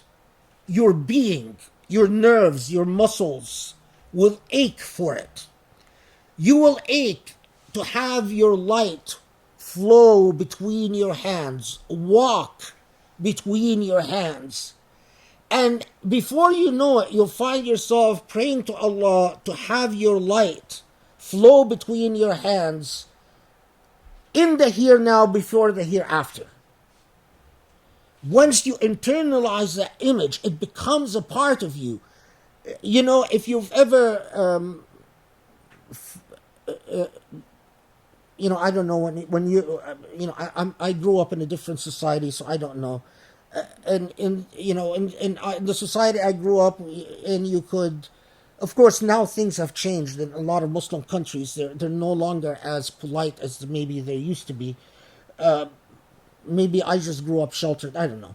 But if you've ever, as a teenager, fallen in love with someone and you ache, you can't eat, you can't sleep, you can't concentrate. You go walking around just hoping to run into them, just to say hello, just to get a little smile, and that's it. Now, of course, I don't know. People here are just far more aggressive, and Yeah, I don't know if they would be happy with just hello. But anyway, well, the type of aching I'm talking about for the light, يَسْعَى نُورُهُمْ بَيْنَ أَيْدِيهِمْ, is that type of aching. Your nerves, your muscles actually hurt. But it cannot be achieved without the process of dhikr. When I say the dhikr is associated with each surah, which each surah in the Quran, there is a related dhikr to it. That surah can only open up its secrets to you and become a part of you only if you accompany it with the dhikr that is necessary for each surah. And for Surah Al-Hadid, that's part of that dhikr. I will tell you the other part of the dhikr in a little bit. Okay. Now, at the same time that it tells you that those who truly understand what does it mean that in all existence glorifies God, that God is everywhere and in everything, and God is the zahir and the batin, and that God is with you wherever you are, and that God knows the self, and that the self is transparent before God. And those who are able to have the light bulb of Iman go off within them, so that the natural consequence, it has concrete results, and the concrete results is that their relationship to material wealth is one in which their value and their worth is not defined by material worth. Their place in society, whether they feel they are successful or not successful, is not defined by material wealth. Whether they think that someone is a good partner in marriage or not good partner in marriage is not defined by material wealth. Whether they think that they should be proud of themselves because they feed the poor or not feed the poor is not defined by material wealth, but by the relationship as a trustee. The result of that, what is Iman that doesn't translate into a relationship with material wealth where it's a defective Iman? It is not the Iman, the type that will have the light flow between your hands in the hereafter. It contrasts to that immediately. It contrasts that picture to those who have failed. Not the kuffar, not the mushrikeen, not the unbelievers, and not the polytheists, but who? The munafiqeen, the hypocrites. And here the hypocrites, sometimes the Quran, when it talks about hypocrites, it refers to the hypocrites of Medina, the class of people that either converted nominally for social reasons or political reasons, or that didn't convert at all and remained as an opposition party to the Prophet Muhammad ﷺ in Medina throughout his lifetime. Sometimes, however, when the Quran talks about the hypocrites, it's not necessarily referring to this class of people, but referring to, if you will, the existential hypocrites.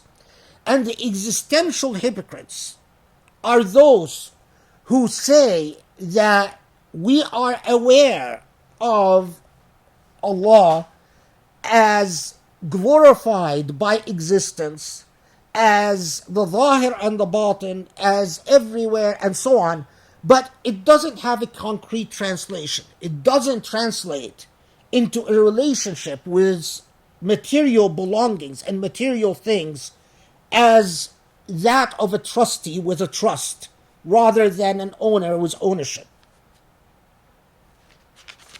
Okay. Now,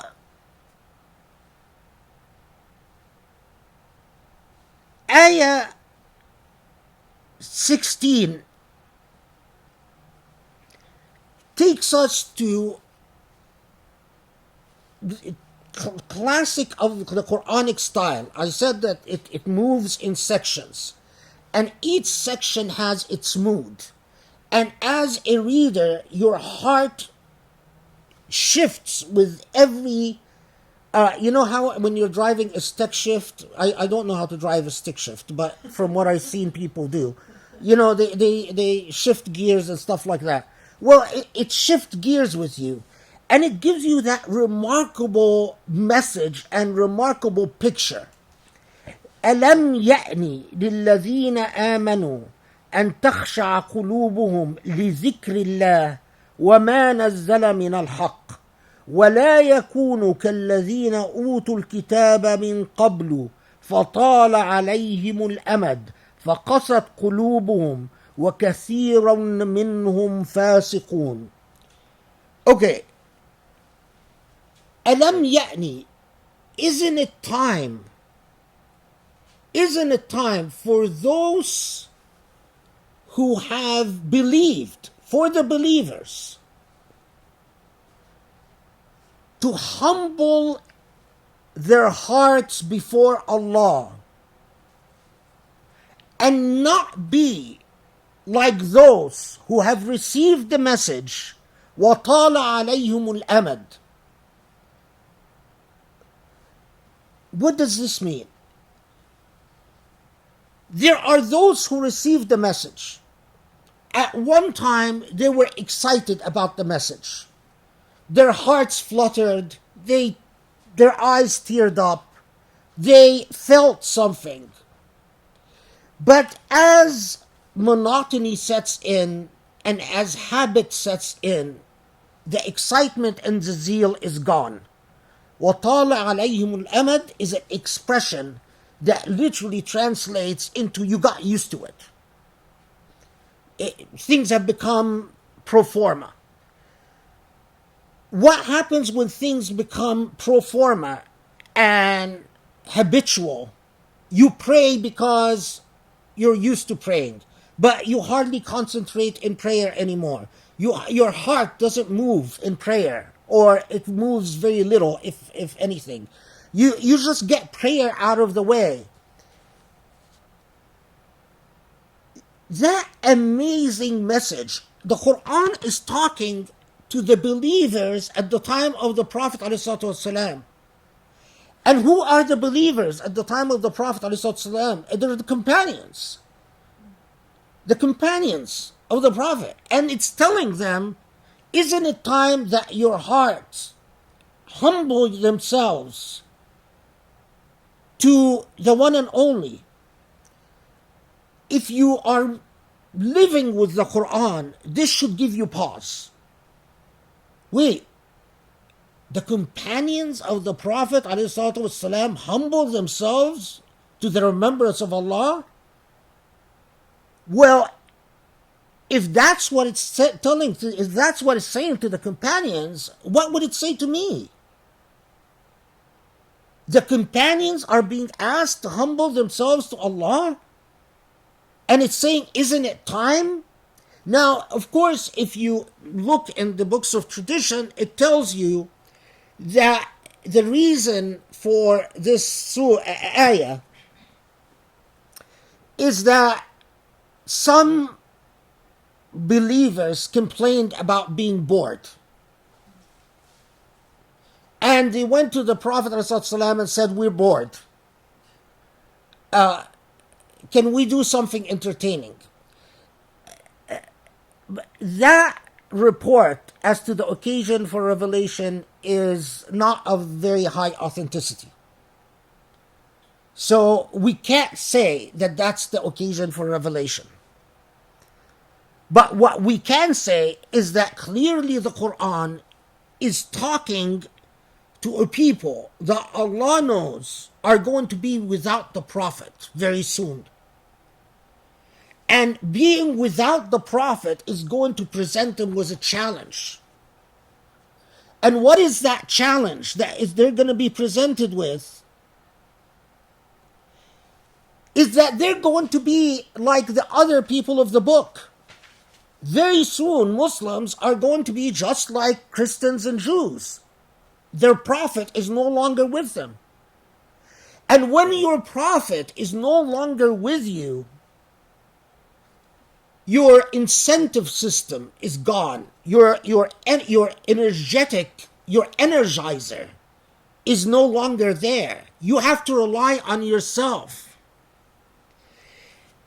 And that is why that harsh but beautifully subtle reminder,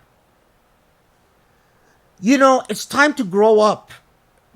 Although Allah doesn't tell them at that moment, but Allah doesn't tell them that the Prophet in a year or two is not going to be there anymore, depending on what report we take as to when Surah Al-Hadid was revealed. But it was clearly either a year or two before the death of the Prophet. But it's time that you look back into these hearts and calibrate your iman and prepare it for the big challenge. And the big challenge is not shaitan coming to you. It's not the attack of the Romans or the Byzantine Empire. The big challenge is habit and boredom. In other words, the ailments of the self, what the self is. Light is the energy. When you can't say a bored person carries light. In fact, if you read auras, one of the first things you notice is that the aura of a bored human being dims. The aura of an unbored human being glows. When Allah tells us the light flowing between your hands, it is talking about those who led the struggle of keeping that faith alive and active. What happens when habit comes in, and when you do things out of habit, and where you are no longer emotionally engaged, even if you are intellectually convinced, hypocrisy sets in. That's how a hypocrite is formed. Okay, then that reminder that Allah has given us elsewhere in the Quran, but underscores in Surah Al-Hadid, اعلموا أنما الحياة الدنيا لعب ولهو وزينة وتفاخر بينكم وتكاثر في الأموال كمثل غيب أعجب الكفار نباته ثم يهيج فتراه مصفرا ثم يكون حطاما وفي الآخرة عذاب شديد ومغفرة من الله ورضوان وما الحياة الدنيا إلا متاع الغرور. So this is ayah number 20, and Allah reminds us, remember that your life on this earth is essentially frivolous.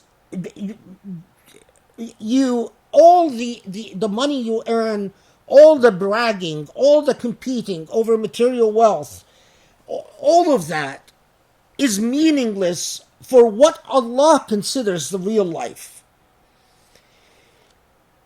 The Quran underscores again and again that this life that we live is not a real life.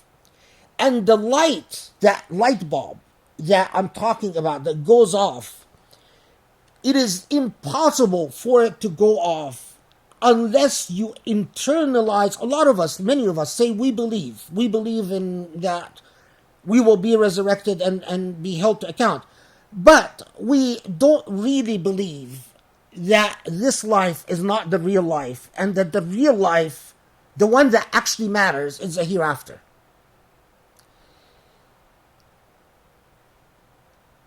But that true iman, that type of iman that can withstand boredom and habit and frivolity and the snares of the ego and the snares of arrogance and the snares of materiality, that iman needs to be anchored in the belief that the real life is the hereafter and not this one.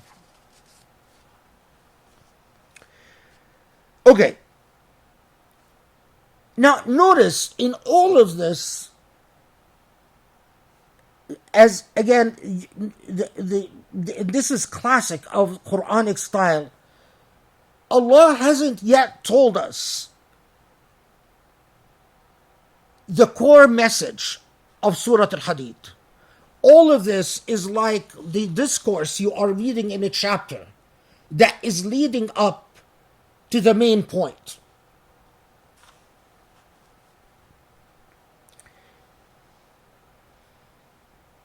All of this is preparing you for the delivery of the critical message and the main point. Then, as if Allah comforts us, Allah knows that it's much easier to say the real life is the one that will come later, not this one. And why is it difficult? Because when we suffer in this life, it's very hard on us. When we lose a child, it's very hard to say, well, it really doesn't matter because this is not the real life. When we lose our wealth, when we fail in our dreams, when we lose a loved one, when we go through a divorce, when any of the disasters and calamities that befall on us in this life, it's very hard on us. Now notice, and I've said this before many times, but notice how many children the Prophet ﷺ lost. And try to put yourself in the Prophet's shoes. Could you lose that many children and still be the type of human being that Surah Al-Hadid wants you to be? Just so to keep things in perspective, that as you go through the difficulties of life, you are cognizant of the fact that you are given a test, but it is a test that is measured. A test that could be much harder. Then Allah gives us this statement, which unfortunately a lot of Muslims, as in modern theology, come to exploit in many different ways. This is, I'm now at verse 22-23. ما أصاب من مصيبة في الأرض ولا في أنفسكم إلا في كتاب من قبل أن نبرأها إن ذلك على الله يسير لكي لا تأسوا على ما فاتكم ولا تفرحوا بما آتاكم والله لا يحب كل مختال فخور. Know that whatever calamity befalls you in your world, that it was ordained by Allah. It was decreed. Why does Allah want us to know this? And if you pay attention to the text, and it's fascinating, so that you neither experience devastating sorrow over what you lose, but that you also don't feel exuberance and arrogance as to what you earn. So, when if you think that any of it, whether the loss or gain, is outside the purview of the divine, you're sorely mistaken. Both the extreme in sorrow, depression, devastation, or the type of hubris that you often encounter with rich people, and the type of arrogance, if you've ever been around Islamic centers and you've stuck around medical doctors who drive expensive Mercedes and stuff like that, their arrogant attitudes really get to you, or at least they get to me. I don't like being around them after a very short period of time. They're just their haughtiness, as if they're God's gift to the world, just because they make a lot of money. Well, Muslims like to cite this verse in some type of fatalistic belief in predestination, but this is not what this verse is saying.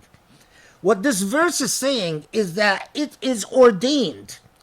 But when was it ordained? Was it ordained from the time of your birth? Not necessarily. That's not what it says. It could have been ordained as a result consequences of your choices.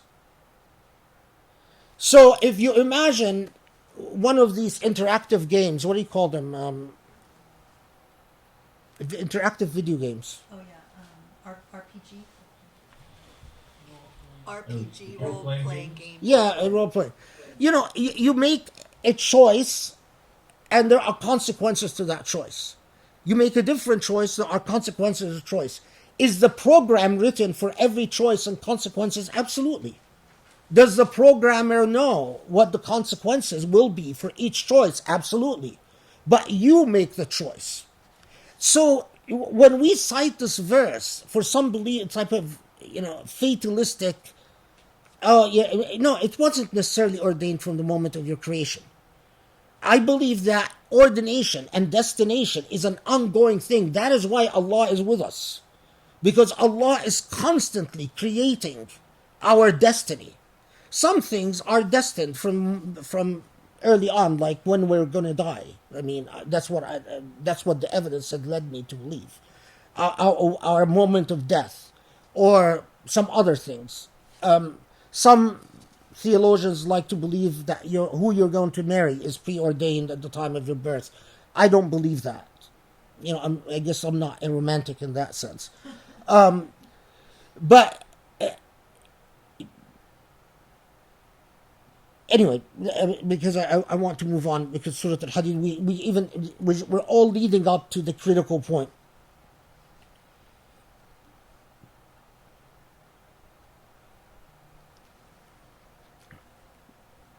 So it's Allah as if patting you on the back, at the same time warning you. Say, if it helps you handle the challenges of life on this earth by remembering that nothing unfolds despite Allah's will. Nothing occurs while Allah was oblivious or unattentive.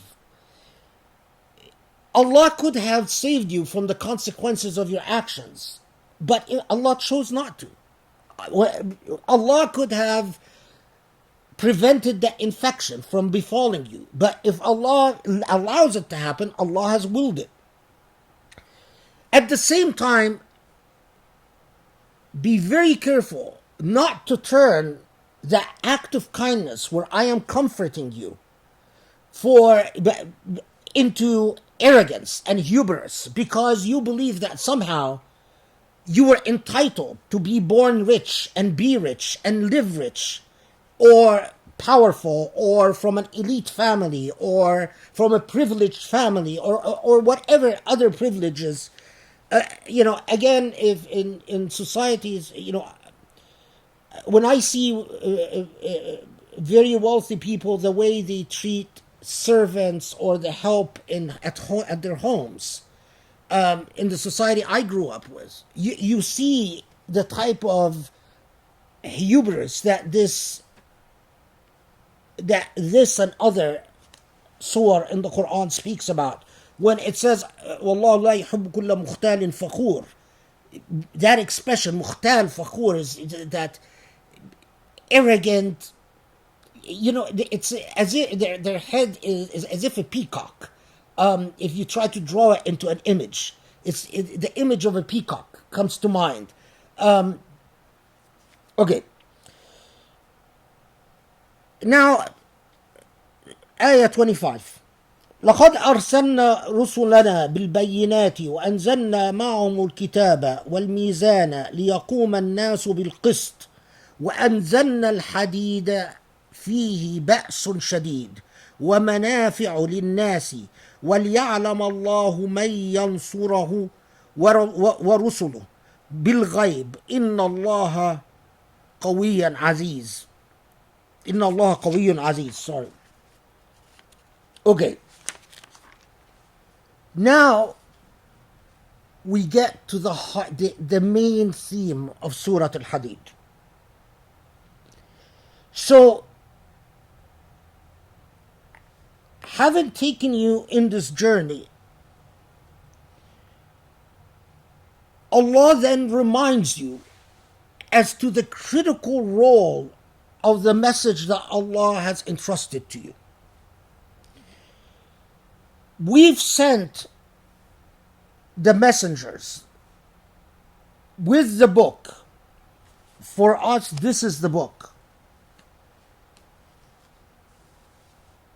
With the book and the balance. Why? So people ليقوم الناس بالقسط ليقوم الناس بالقسط, so that people will achieve justice. And then it tells you, and we've sent iron that has numerous uses for human beings, and it is very strong. If you are living with the Quran, this then gives you pause. We've sent the messengers with the book and the mizan and the balance. Is this a material balance? Is this a physical balance? Is it something that we can actually touch and feel? No. It's metaphysical. So what is that balance? When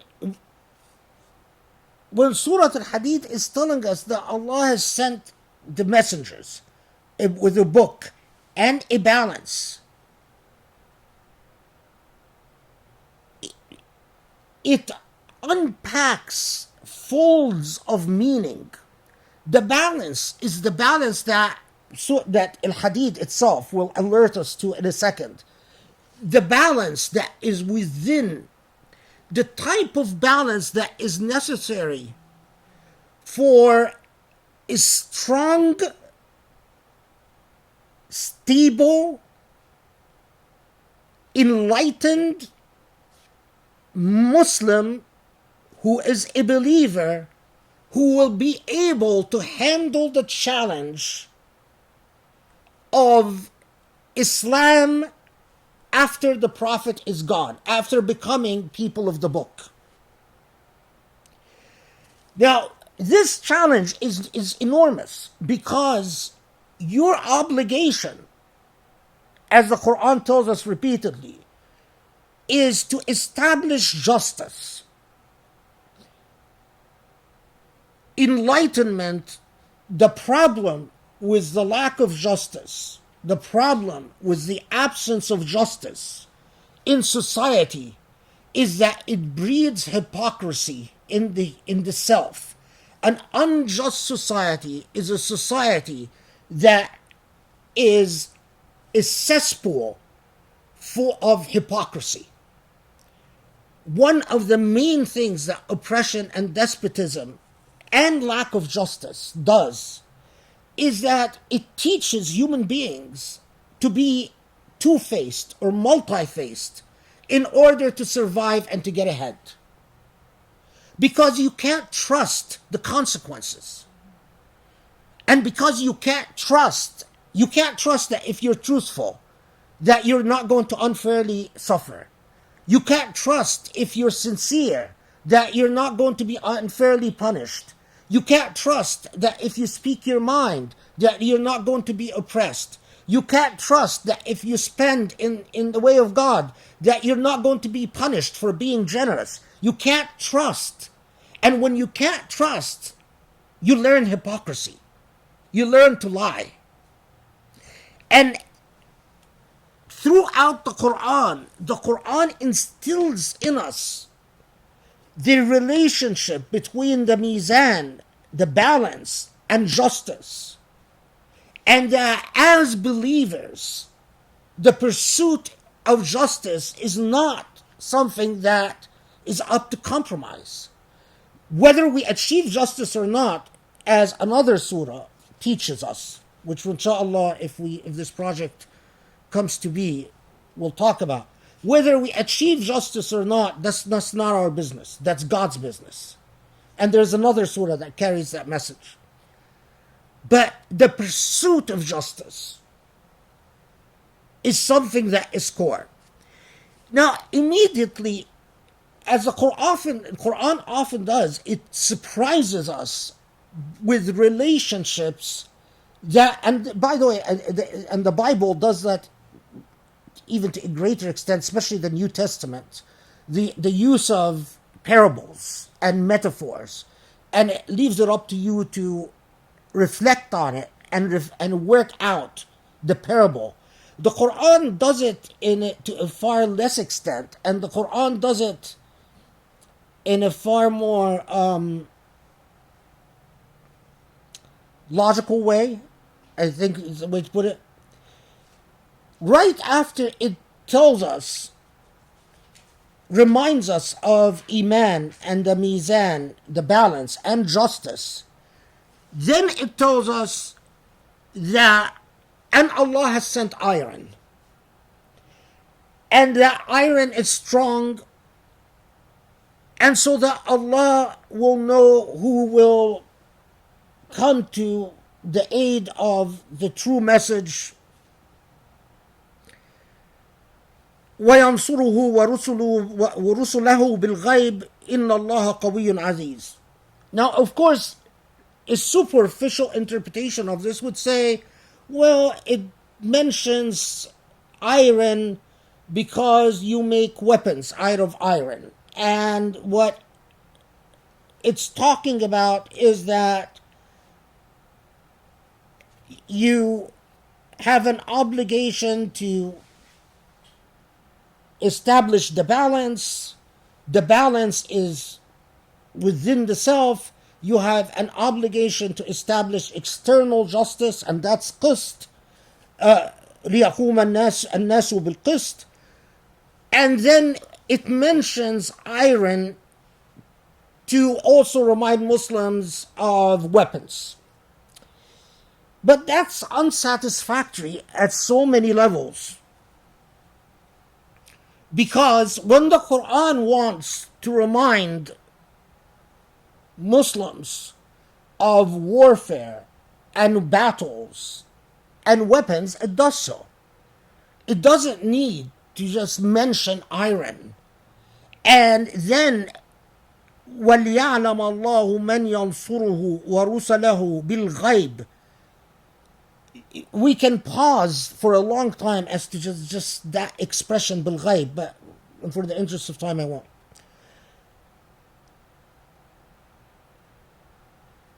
Rather, and especially the fact that this entire surah is called al-Hadid, that the very early Muslims who encountered the surah, who absorbed the surah, interacted with the surah, and as we said, whether it was named by the Prophet ﷺ or by the earliest generation of Muslims, either case, that they saw the message of al-Hadid as core.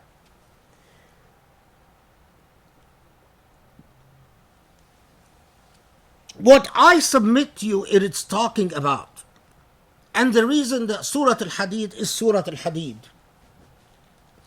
Al-Hadid is quite remarkable because it is an essential component in creation, not just to build weapons or to create structures, but within us as human beings is a percentage of iron.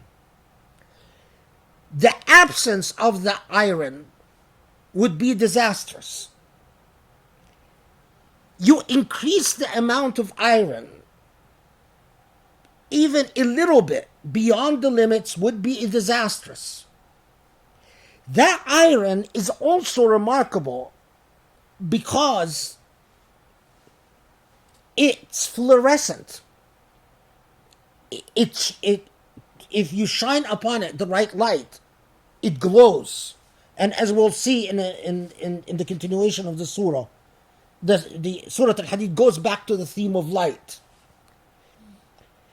But, to put it bluntly, when it talks about iron, it is invoking in us what we moderns call Iron Man. Is there an Iron Man like a Superman or a... There is an Iron Man? Yeah? Okay. So, who is the iron human being? We don't want Iron Man. We want the iron human being because it applies to man and woman. Go back to everything that Surah Al-Hadid reminded you of. The core of your challenge is the mizan. The core of your challenge is that balance. The balance where you become cognizant, not just a believer, not just someone who says, I'm a Muslim, not just someone who does your ibadat, but someone who is cognizant of what it means for God to be with you wherever you are. God, it's someone who is cognizant that all material things don't belong to you or belong to anyone, they belong to God. And that you are entrusted. You are simply a trustee, whether it's a forest, a river, the mountains, or money. You are a trustee, and you will be held to account. For all of us will be held responsible for what we've done with that. What we've done with this trust that was entrusted to us. The balance requires a vigilant process of resisting hypocrisy within the self. The hypocrisy that comes out of boredom and habitualism or habit. The hypocrisy that comes from repetition and loss of perspective. As Allah tells you, أَلَمْ يَأْنِ لِلَّذِينَ آمَنُوا أَن تَخْشَعَ قُلُوبُهُم. Isn't it time for those who have believed, not for the kuffar, but for those who have believed, to humble their hearts in order to guard against the hypocrisy?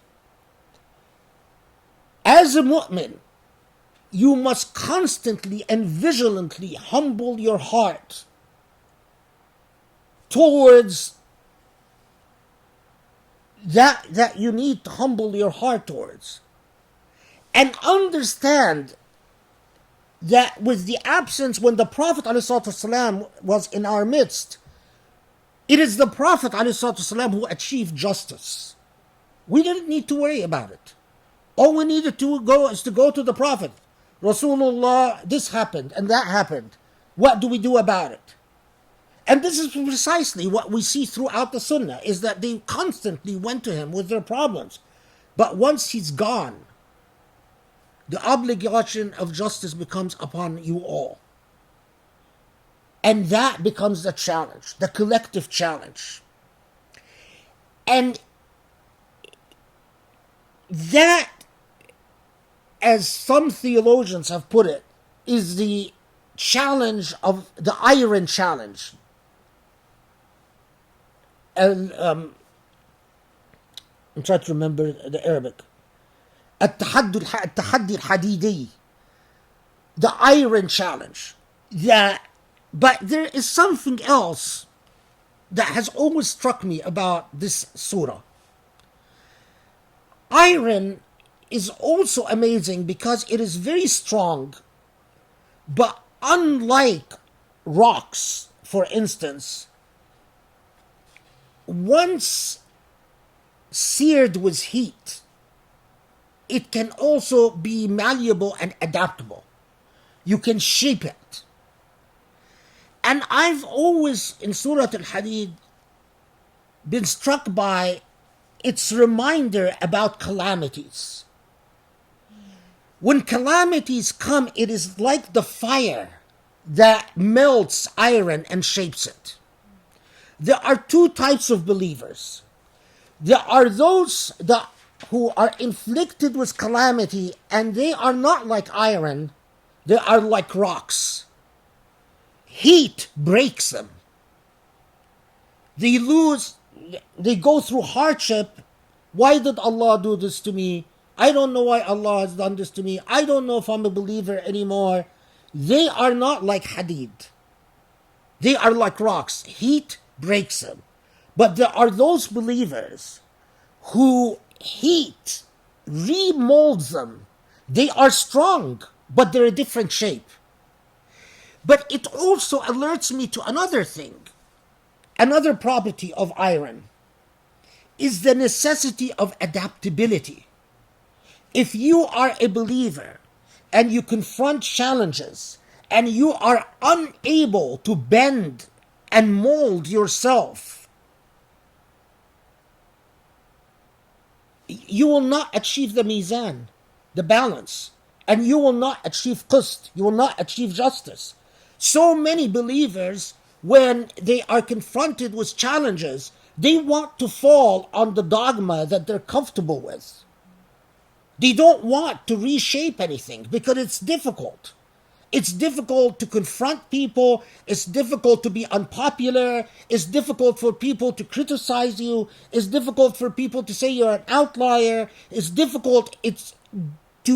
But to be truly of iron property, you need to be strong, but you also need to be adaptable.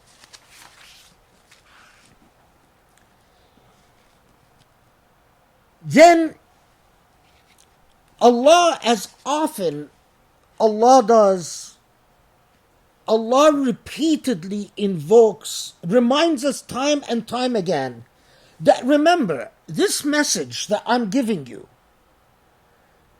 Muslims don't feel all superior and haughty. This whole theme of the chosen people, it doesn't drive, it doesn't work. This is the same message that I've given the other prophets. Allah's message doesn't change. Allah's message to Ibrahim and Musa alayhim salam and Isa and the prophets, as the Quran repeatedly reminds us. Don't be like those who is tala alayhim al-amad. Don't be like those who became used to, accustomed, out of habit and repetition, and lost the zeal, and lost the energy, and lost the light, lost the excitement. Because then you become like the earlier people of the book who have lost the path. And so, in classic Quranic style, after delivering the main message, it shifts again to reminding us that this is the message of other prophets. However, we come to ayah 28.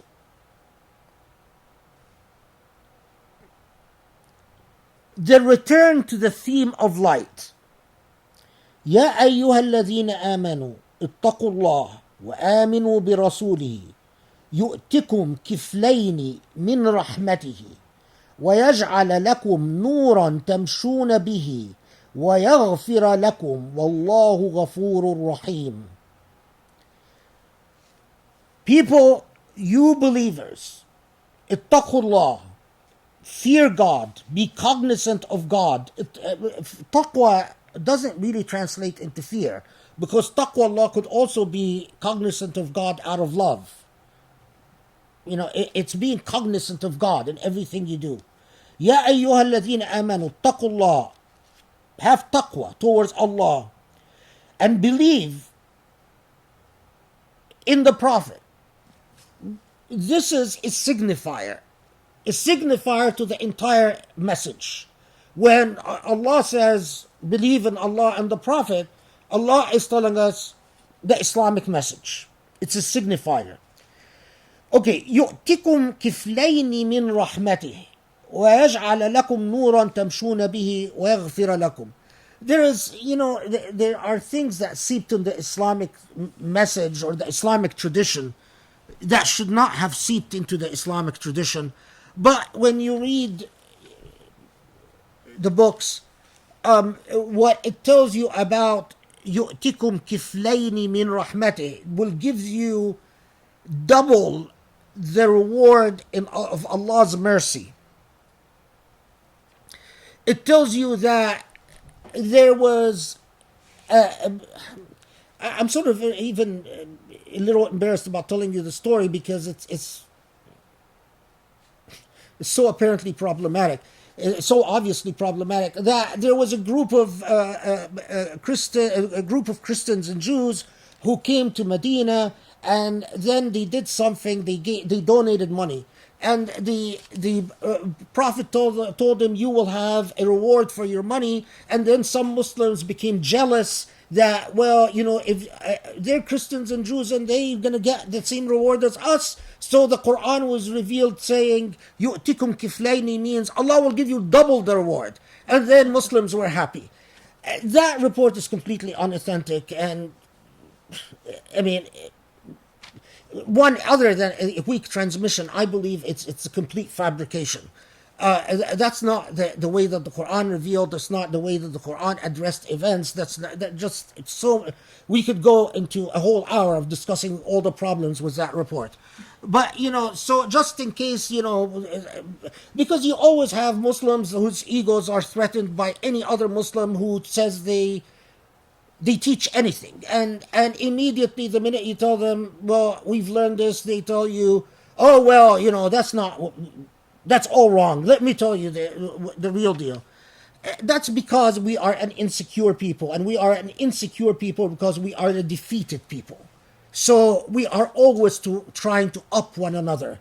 We are always trying to prove that we are not marginalized by the other.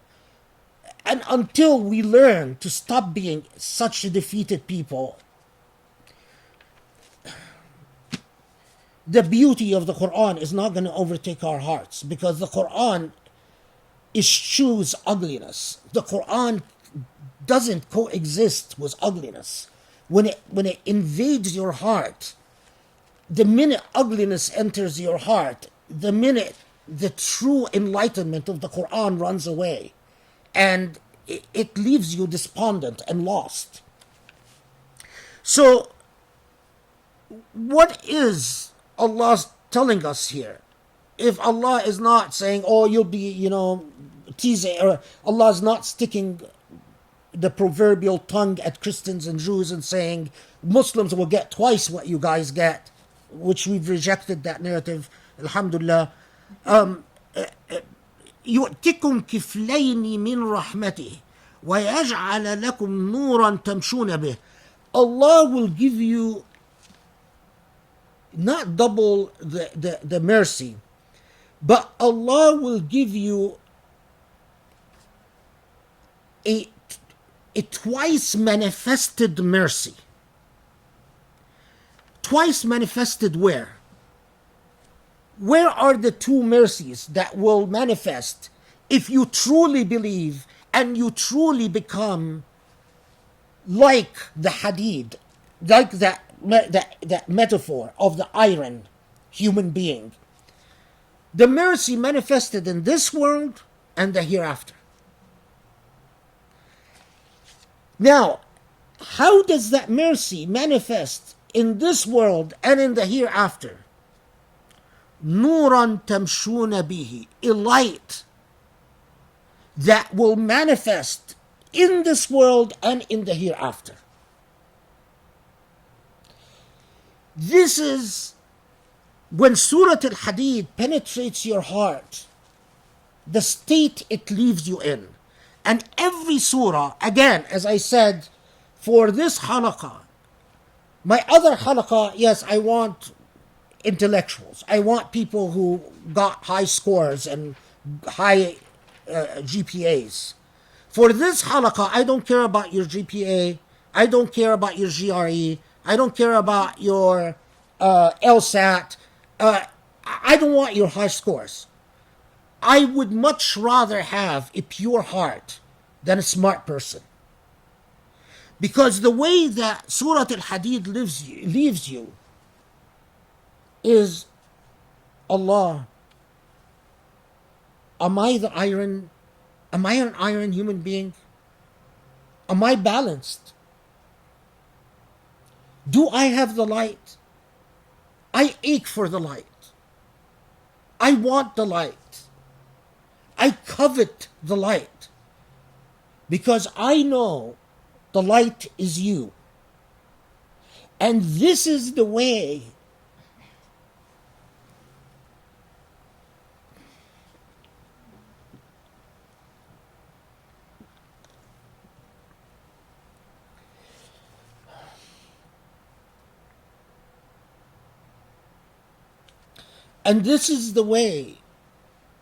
that I see you when you are with me wherever I go.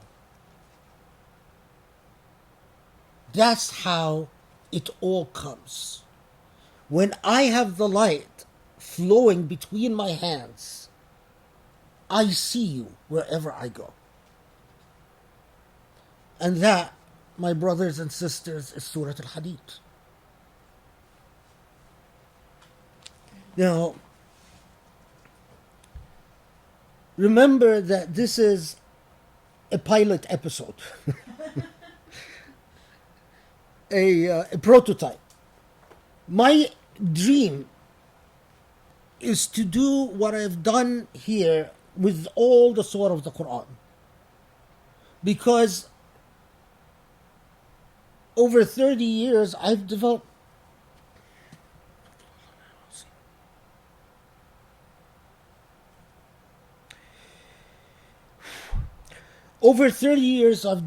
a relationship with each surah of the Quran.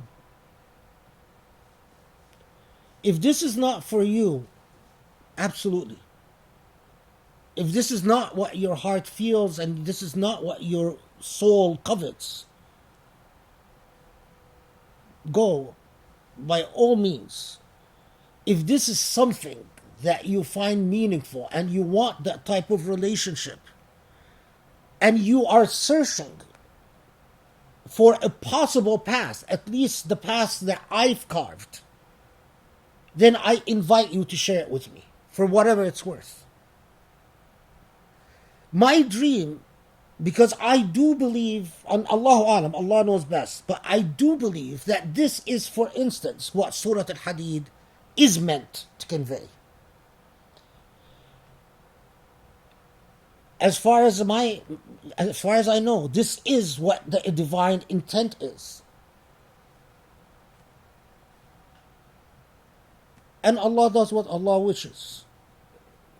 My hope is to do it with the entire Quran, and my hope is to train a few people with the entire process of dhikr unfolding, so that they know the Quran in that type of intimate, personal relationship that they will never be able to undo once it becomes a part of your cellular structure, once it becomes a part of your DNA. It is very difficult to undo. And, all the types of what used to be smart questions for me when I was 20 years old, the type of questions you hear from kids all the time nowadays, especially in the age of Islamophobia, appears so remote and so silly and so pedantic, and that you often wonder, like, how the hell did I actually take these questions seriously once upon a time in my life? How the hell did they matter so much? Okay, let's take a 5 minute and then take questions. So think of questions in the 5 minutes, and the platform is yours.